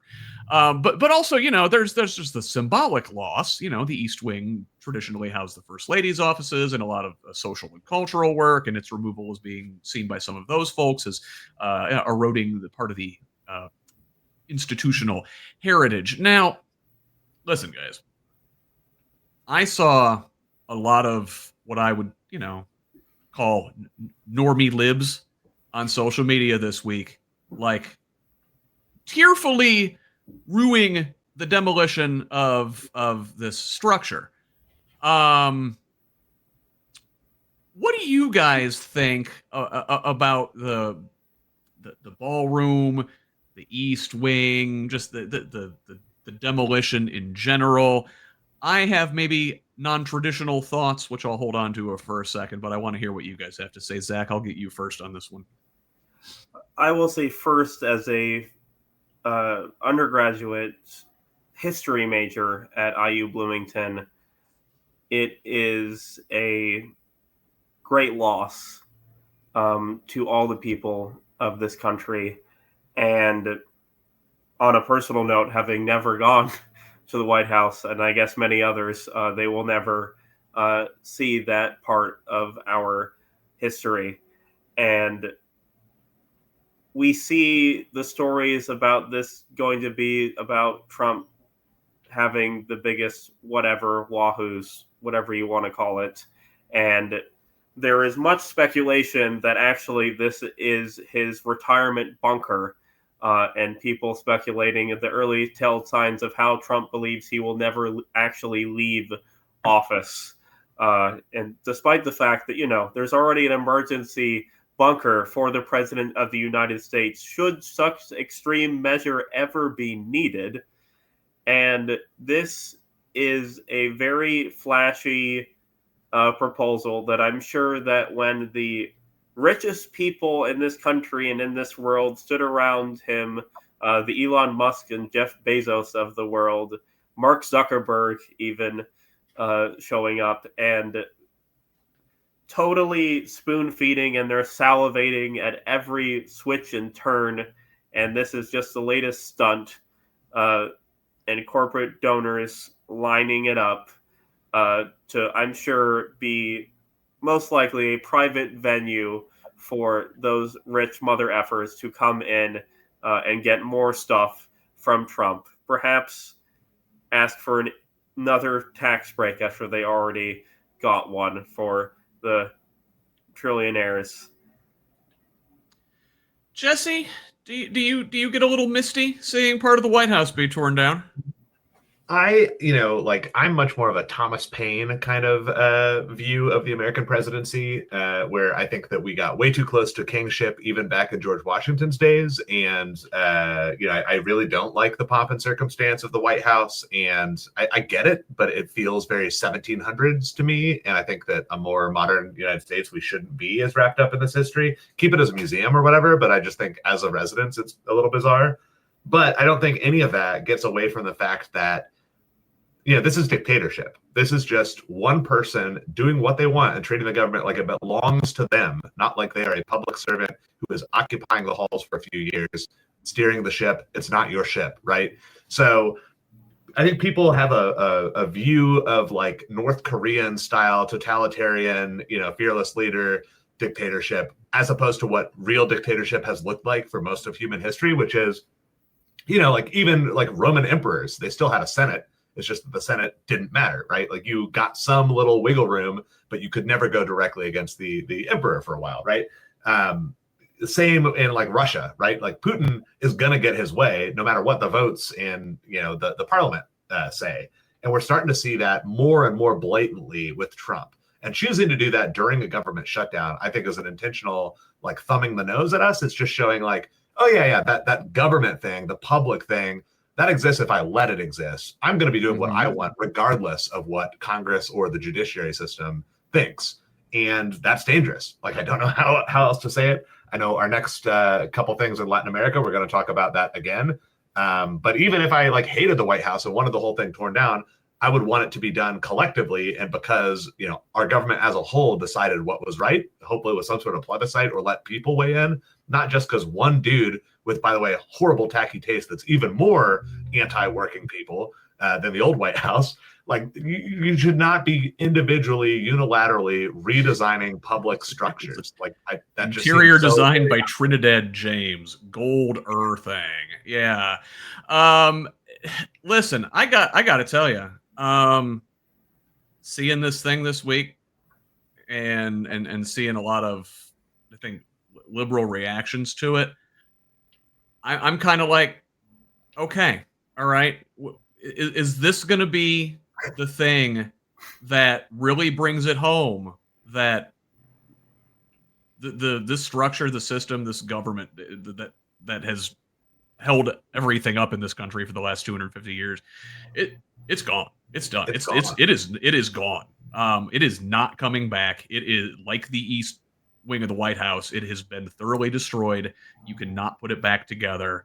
Hopefully we can build something new, substantive and real, that isn't a 90,000 foot square gaudy ballroom, but a real new system that works for everybody. And I don't know, man, like, shed those tears, but I like take it in, realize that it's over. Like, I hope symbolically that this is the thing that really radicalizes people, that we've got. There's no rebuilding, there is building anew. And in many ways, that sort of speaks to this divide that we've this progressive versus conservative Democrat vibe, almost, really, that we've spoken to at several points throughout this thing. Trump, White House, these people are not conservatives. They are fascists. They are reactionaries. The normie libs that I speak about, the folks that are ruining the demolition of our institutions, the folks who wanted to conserve those institutions, weep at their loss, and the progressives want to, build something new in its place. So I've got another story here this week that sort of speaks to this duality within the Democratic Party of the progressive wing versus the more conservative wing.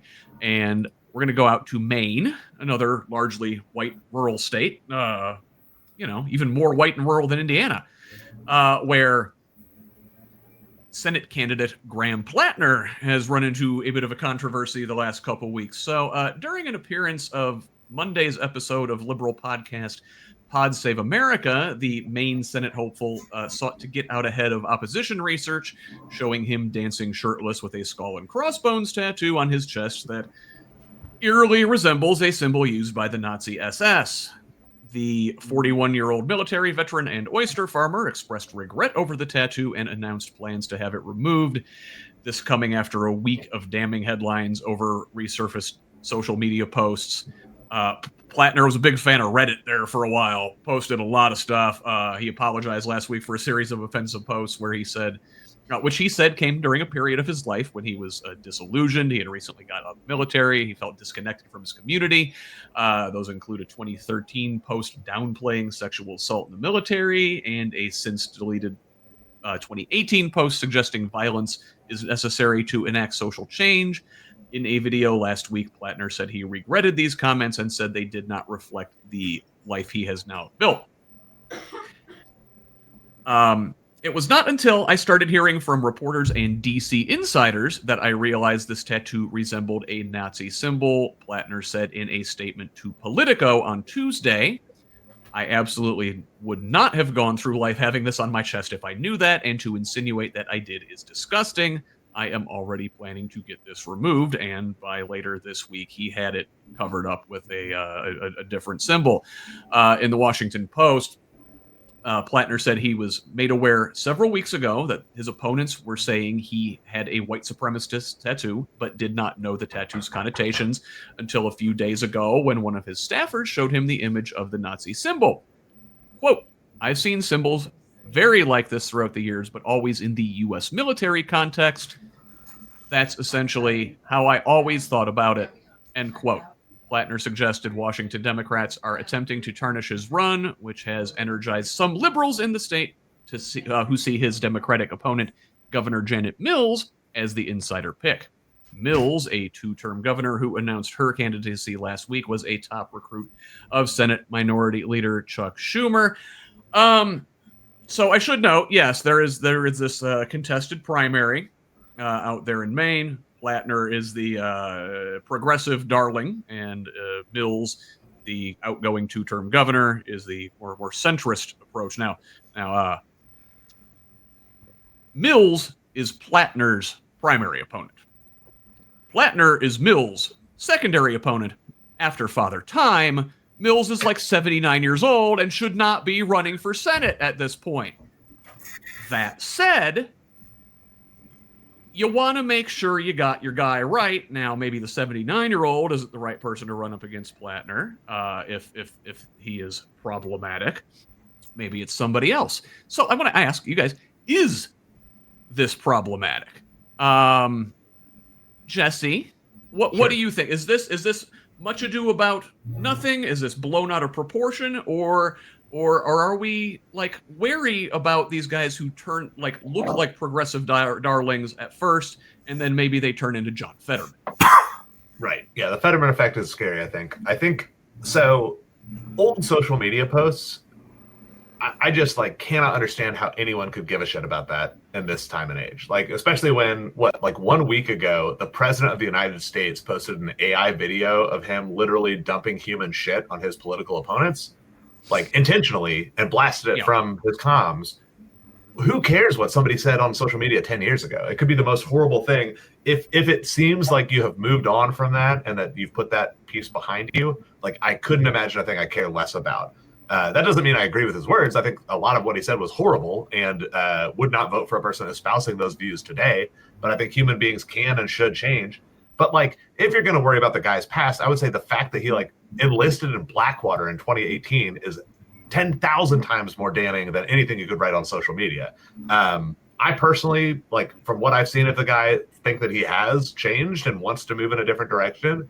And what he says about right now makes sense. The thing that bothers me the most about this is old social media posts, that just proves you're a human being. To me, that's authenticity. But I call bullshit on him not knowing ever. I don't think that he got the tattoo because it was a Nazi thing. I think what he said was true. He was drunk. It was in Croatia. He got it with a buddy. He thought it was a military thing. But I don't believe that for 18 years he believed it was just a military thing. And nobody was ever like, hey, do you not watch World War II documentaries? That's the Totenkopf. But I just don't what I think probably happened is he was that's a period of my life I don't like to think about. I don't even want my brain to go there. I don't think he kept it as because he's a secret Nazi. But I think it reads as a lie, his story about how he heard about it and what he's doing about it now. And I really don't like that inauthenticity. I think that he could have just been yeah, you know what? That is fucked up. I should have gotten rid of it long ago. It honestly was painful for me to look at and think, I don't know what the truth is, but I just don't think it's what he said. And I don't like politicians lying about things that they consider a liability. So that's the biggest problem I have. I still think he's by far the strongest candidate I've seen in that area of Maine. I don't live there, so maybe there's other great people below the surface. I'd vote for him, quite frankly, based on this, but would tell him in no uncertain terms. I think that the way he responded to this crisis was very wrong. Yeah, Zach, listen, I've known several people who have served our country in uniform, and almost to a T, all of them by age 25 have three things: a Dodge muscle car, Challenger or Charger, it doesn't matter, either one, a divorce, and a questionable tattoo. Do you believe that he didn't know this thing had Nazi symbolism? I mean, it's a skull and crossbones, right?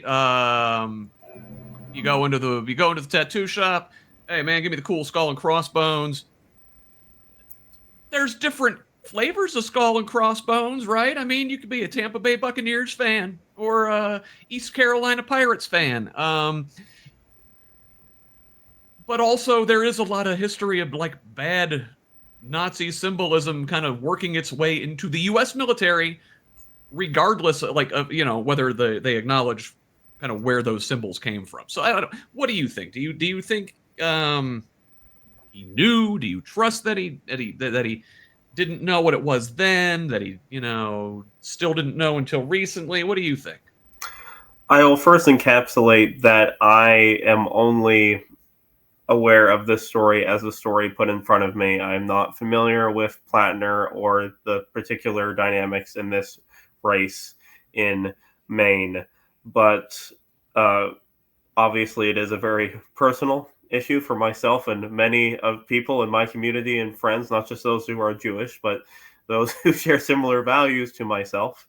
And I agree with just that the handling of this situation as described is terrible, and it shows a disregard and lack of respect for some of the very people you are asking to vote for you and represent you in such an office. And because of the John Fetterman effect, I think that it is incumbent upon those voters to take a more holistic view of not just Plattner's current stance, but his entire history. If he says he's fully moved on, sure, but you need a full accounting.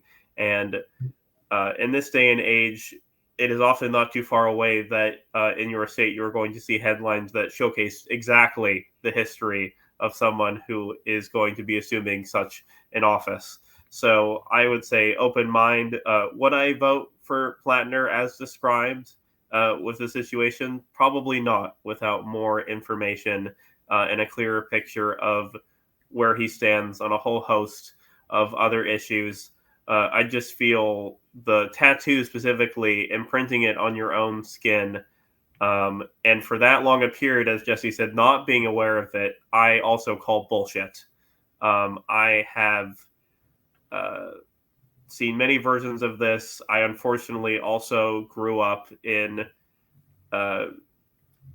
even in Bloomington with a community of some of my peers joking to me about the Holocaust never happened, or nice Jewish schnauzer there, or what have you. And it is just the tip of the iceberg, not to gain sympathy, but that it is part of a larger conversation, and that there were many others who I knew growing up who faced much worse, unfortunately, particularly those Jews who are people of color. Because, as is the case in much of American history, those who identify in multiple minority groups get twice the pummeling. Yeah. I'll say this about Plattner. If this controversy shows us anything, is that we shouldn't fall in love with any politician. We're all messy people, and even politicians, especially politicians, oftentimes. And it's a vote is a transaction. It is electing somebody is a transaction. It is a compact we enter into the people. They think we think they're going to do more good for us than they are bad, or more good than their potential opponent would. So with all these folks, with Plattner, somebody who I was really excited about until a couple weeks, it says all the right things, like Fetterman. Before he won his election, saying all the right things. You go back to Obama in 2008, man. We all fell in love with Obama and thought he was going to deliver us into utopia, and we, just got more of the same with some tweaks around the edges. So I guess with all these folks, we have to they're people. We have to remember they're all people, and we should treat these things as a transaction. It is a business arrangement we have with our elected officials. It is not a marriage, right? We should not become too personally invested in any of them, except for Jesse. I'm personally invested. Let's move on. So Latin America this week, the Trump administration keeps turning up the temperature. Now, Colombia has condemned U.S. airstrikes on vessels allegedly involved in drug smuggling off the coast of South America, urging Washington to immediately halt further attacks in the Pacific and the Caribbean. Now, this plea came after Pete Hegseth, the self-styled Secretary of War, announced 2 new strikes on Wednesday, which were the first to hit the Pacific and have left at least 5 people dead. According to U.S. figures, at least 9 attacks have now been carried out since early September, killing 37 people.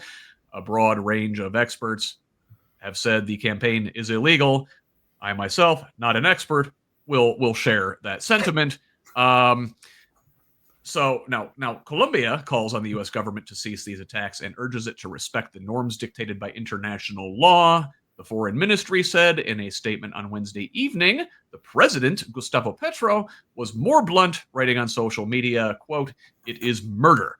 Whether in the Caribbean or the Pacific, the U.S. government strategy breaks the norms of international law," end quote. Point Petro, that is true. Now, Washington initially said the campaign, which had launched on the 2nd of September, was aimed at destroying cartels operating out of Venezuela. President Trump justified the attacks by claiming the U.S. was in an armed conflict with narco traffickers, while Nicolas Maduro accused him of seeking regime change. The attacks have been accompanied by a major U.S. military buildup in the Caribbean, now involving missile destroyers, F-35 fighter jets, a nuclear submarine, and about 6,500 troops. The decision to extend operations into the Pacific and the targeting of Colombian vessels has further deepened tensions in the region and raised fears over what the U.S. administration might do next.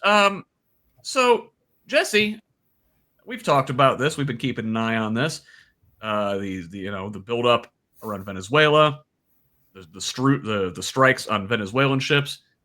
Now we're getting the Colombians involved. Not great. Are you concerned that we're stoking a large regional war? Yeah, I mean, we absolutely are, whether we want to be concerned about it or not. And I think that the only real defense of this or argument for it I've seen from conservatives have been like, oh, well, Obama used drone strikes on people. And I was like, yeah, and I hated that too. That was also terrible and inappropriate. That was also in the context of a massive war that we were engaged in Iraq and Afghanistan. We're not at war here. And to your point, we're already sharing information with Colombia to try to take down narco traffickers. This is an ally. This is an ally, yes. Yeah, right. The way you take down criminal organizations is not just murder a bunch of people who might possibly be in those criminal organizations.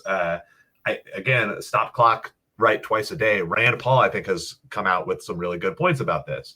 And I always try to ask conservatives to think about this. What if Hillary Clinton was president and was just bombing and killing people and claiming afterwards they were terrorists and providing no evidence? How would you feel about that? Oh, would you realize then that that's dictatorially and totally against the Constitution and a threat to you and your liberties? Yes. Well, that's why lefties are the ones who are raising the red flag about this. Due process protects everybody. That's true for ICE. That's true for these, even if you are. My dad died of a fentanyl overdose. First off, no fentanyl is coming from Venezuela. But even if the boat carrying the lethal dose for my own father was in the Caribbean, I would not want those people just murdered by a strike without coming to trial, right? Because you could be wrong. The United States government is not always correct about who they're accusing of different things. And even if you are correct, capture them, figure out, what their sources are, how the whole network works. Don't just I watched The Wire. In The Wire, they didn't just come in with machine guns and gun down street level dealers, because that's not how you actually stop the network, right? That's not how you actually stop the distribution. So yeah, everything about this is wrong. It's scary. It's one part distraction, one part ramp up militarism, one part inducement of fear. I don't even really know what's going on, but I hate it no matter what. So yeah, Zach, there's an Indiana angle this week. So Senator Todd Young said in an exclusive to Axios that Congress isn't hearing enough in any form, including a public forum. Young said the legal ramifications of military actions need to be discussed with lawmakers, and if there's been any takeaway from the last roughly 25 years of congressional action and inaction, it's not that Congress needs to be more hands-off, that Congress needs to get out of the way. I think Congress needs to go further. Rather than just asserting our ability to authorize military force, which we certainly need to do, we also need to officially bring to close these conflicts and make clear that we have constitutional prerogatives that need to be consistently asserted. Now, Zach, let me ask you, number one, do you agree with Young's analysis? Number two, do you believe Young agrees with his own analysis? No and no. I would first say that Todd Young has long been blowing into the wind of partisan hackery of what will help promote him politically. And that is always taken in any statement that I ever hear uttered from his mouth. But to the issue, Congress is supposed to be not just authorizing force, but it's supposed to have oversight. And many people, even if you are not intricately familiar with the norms of intelligence in relation between Congress and the White House and intelligence networks, will be familiar with the term of the Gang of Eight. That is supposed to be the bastions of the people in Congress that are the highest level of security, that are supposed to have oversight and be in direct control of furthering of funding for said things, even on approved projects that have already started, let alone going in and maiming and killing people in the name of, as Jesse said, it may or may not be responsible, and not bringing them to trial and due process, which, like with the ICE agents, is happening all over the place.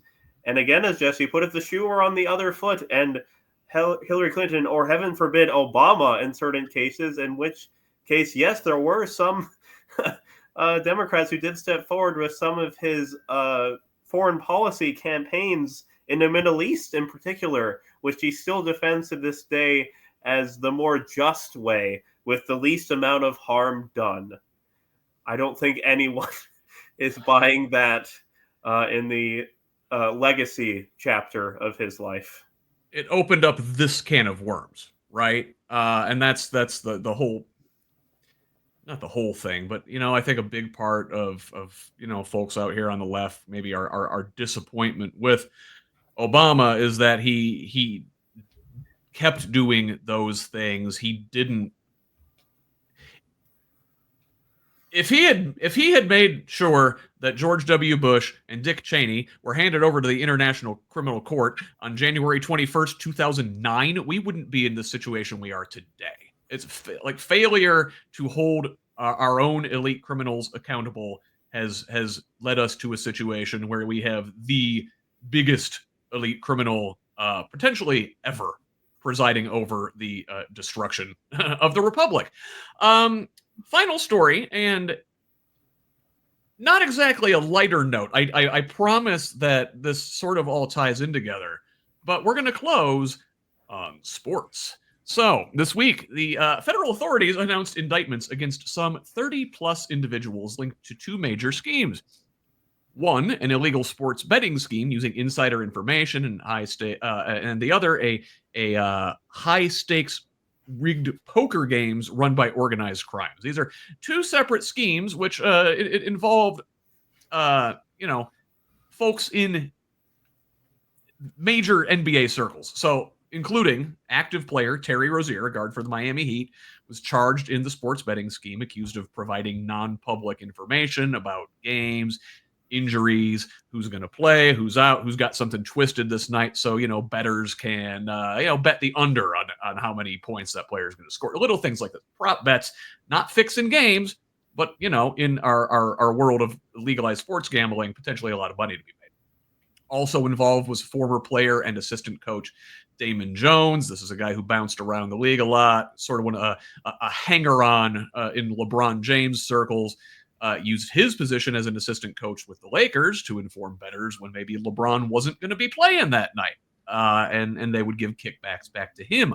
Also tied up in this scheme is the actual current, well, not now, was the actual current head coach of the Portland Trail Blazers, Chauncey Billups, a Hall of Fame player in his own right in his day. He was charged in his role in these poker games, which are tied to mafia families and money laundering and wire fraud. And Billups has not been officially named in conjunction with the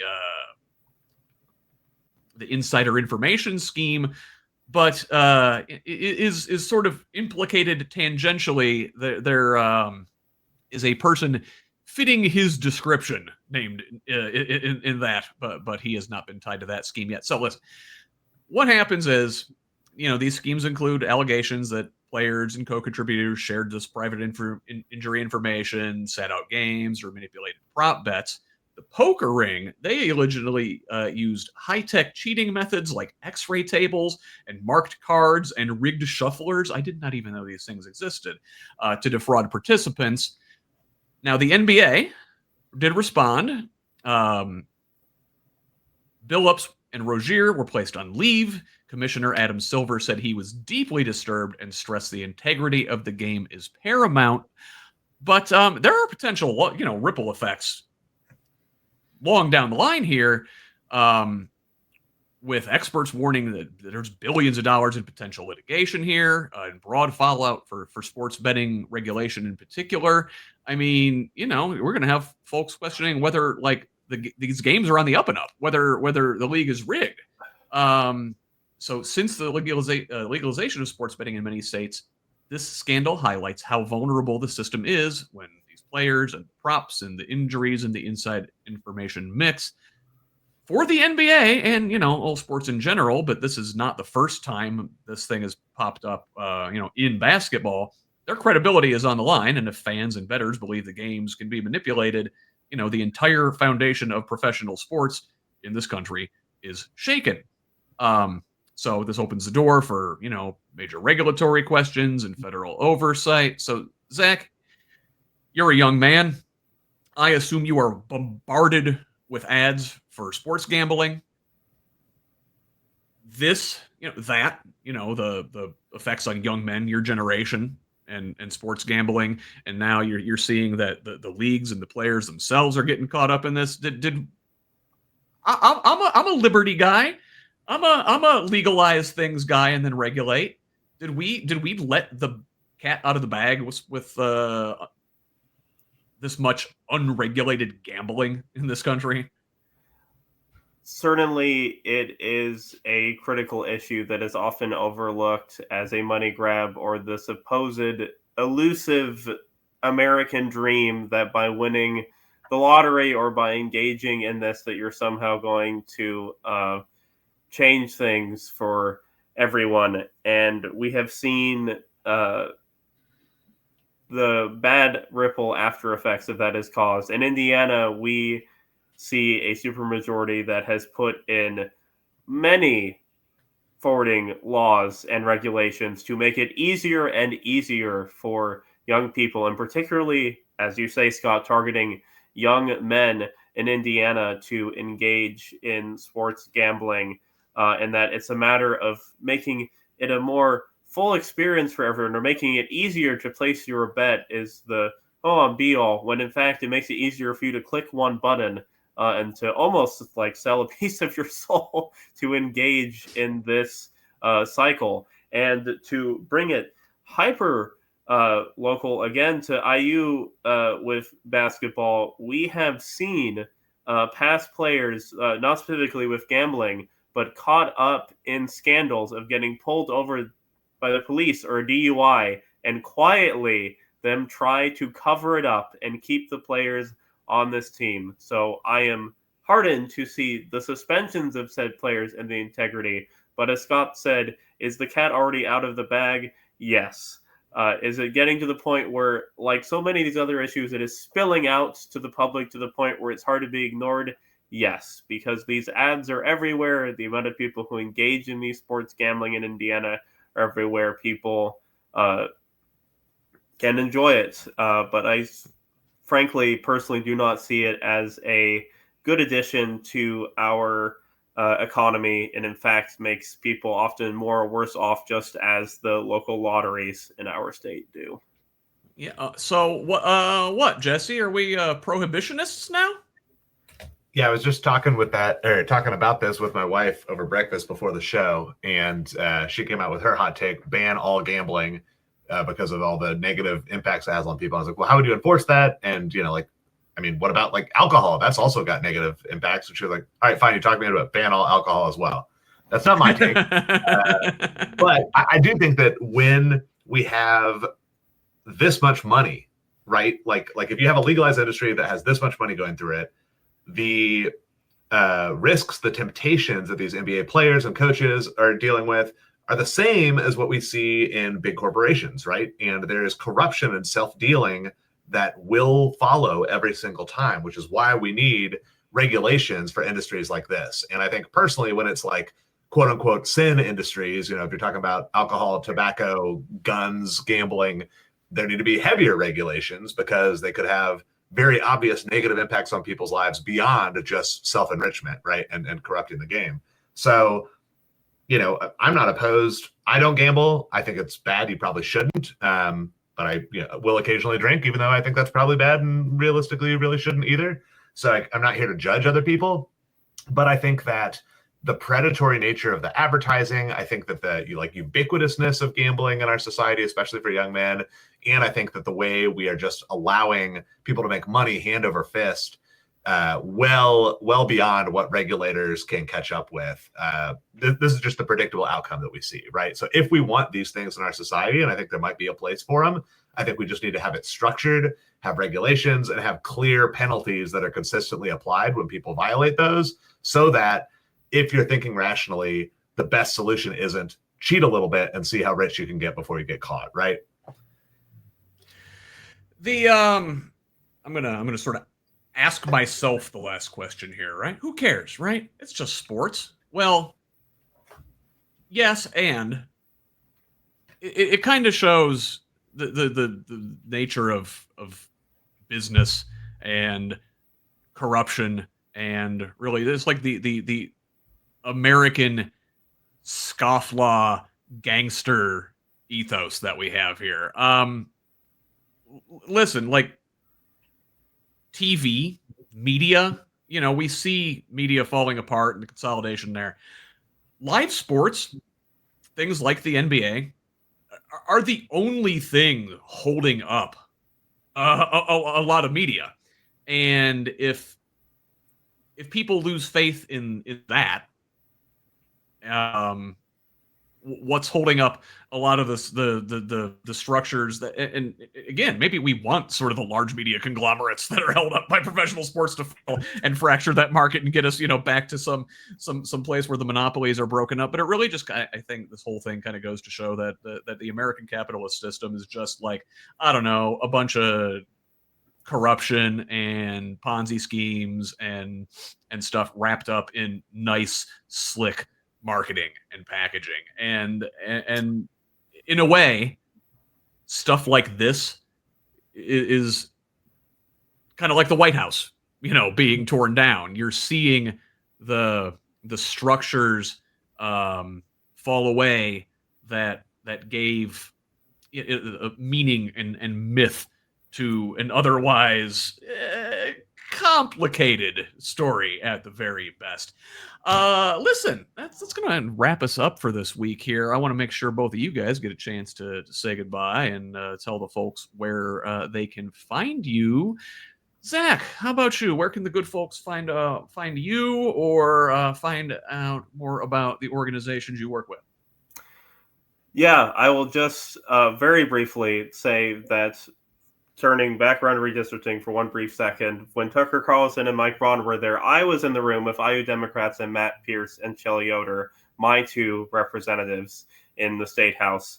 And if and when this redistricting call with a special session, we want you to join us, Indiana Rural Summit, Mad Voters, and others at the State House, come together and do what we need to. And as Shelley Yoder put it, you may think that your shouts into the void to your representative at the State House is going nowhere, but she is here to tell us, and I'm telling you, that they are listening, and that some of the Senate Republicans are starting to crumble under the weight of constituents speaking up. So speak up. You can find the Indiana Rural Summit at indianaruralsummit.org. We are on Facebook as Indiana Rural Summit. We are working on TikTok at Indiana Rural Summit. And we look forward to any other groups you are with. Organizing Indiana, co-founded by Michelle and her husband Simon Higgs, that brings together many of these other groups like Mad Voters, like ICP, Indiana Coalition of Public Educators, and others that have been fighting the good fight on particular issues on your behalf for many years. Very good. Thank you, Zach. Jesse, take us home, man. Yeah, absolutely. It's always an honor to be on the show. Yeah, if people want to hear more from me, why? Just kidding. Look at www.jesseforindy.com. That's where you can sign up for my email newsletter. I'm very proud to say that I'm pretty positive I put out more content about Indianapolis politics than like the mainstream media and all the other politicians in town combined. You never are short of my opinion on a bunch of things, whether you agree or disagree. I would love to hear your feedback on it. And so sign up for my weekly-ish constituent emails. I also post them on my website, but the formatting sucks and it looks bad, so just sign up. Yeah, follow me on different social media. I also try to have a loud voice there. I am here to represent my district, but then I also am trying to push for politics to move left in this state. So, all those amazing groups that Zach just mentioned, absolutely follow them. I want to consider myself an ally to all of those, and then also bring a democratic socialist perspective. So if you love Zoran Mamdani, if you love Bernie Sanders, hit me up, follow Central Indiana DSA, or we've got chapters all over the state. If we don't have a chapter in your area, you could help fix that, and I would help you help that. So definitely get involved. As Zach was saying, right now, there's like a split where some of our legislators are super cynical and think that we're stupid and think that they can get away with murder and there's nothing we can do. They're the Donald Trump style, I could shoot somebody in Times Square and get away with it, or Fifth Avenue. We know that a lot and growing number of representatives are actually very afraid of us, and they are afraid of people waking up and getting involved in politics. And that's the whole reason for the redistricting. They're trying to suppress any chance that people have of being able to push back and kind of overthrow the corrupt government we have electorally. So let's make them choke on it. Let's absolutely get involved. Let's rally people to vote. Let's get great candidates all across the state. And I think we're going to do it. Zach's going to help. I'm going to help. Scott's going to help. We're here for you, man. All right. Thanks, Jesse. And I will remind folks one more time to make sure they are following Project Next. Again, like and subscribe on the YouTube channel, hit the bell. Follow us on social media at Project Next Movement on most of your sites. And then also follow me at HoosLeft. So for my guest today, Zach Harrison and Jesse Brown, I am Scott Aaron Rogers. I will see you next Sunday. But until then, that's all for Who's Left this week. Love each other, Indiana.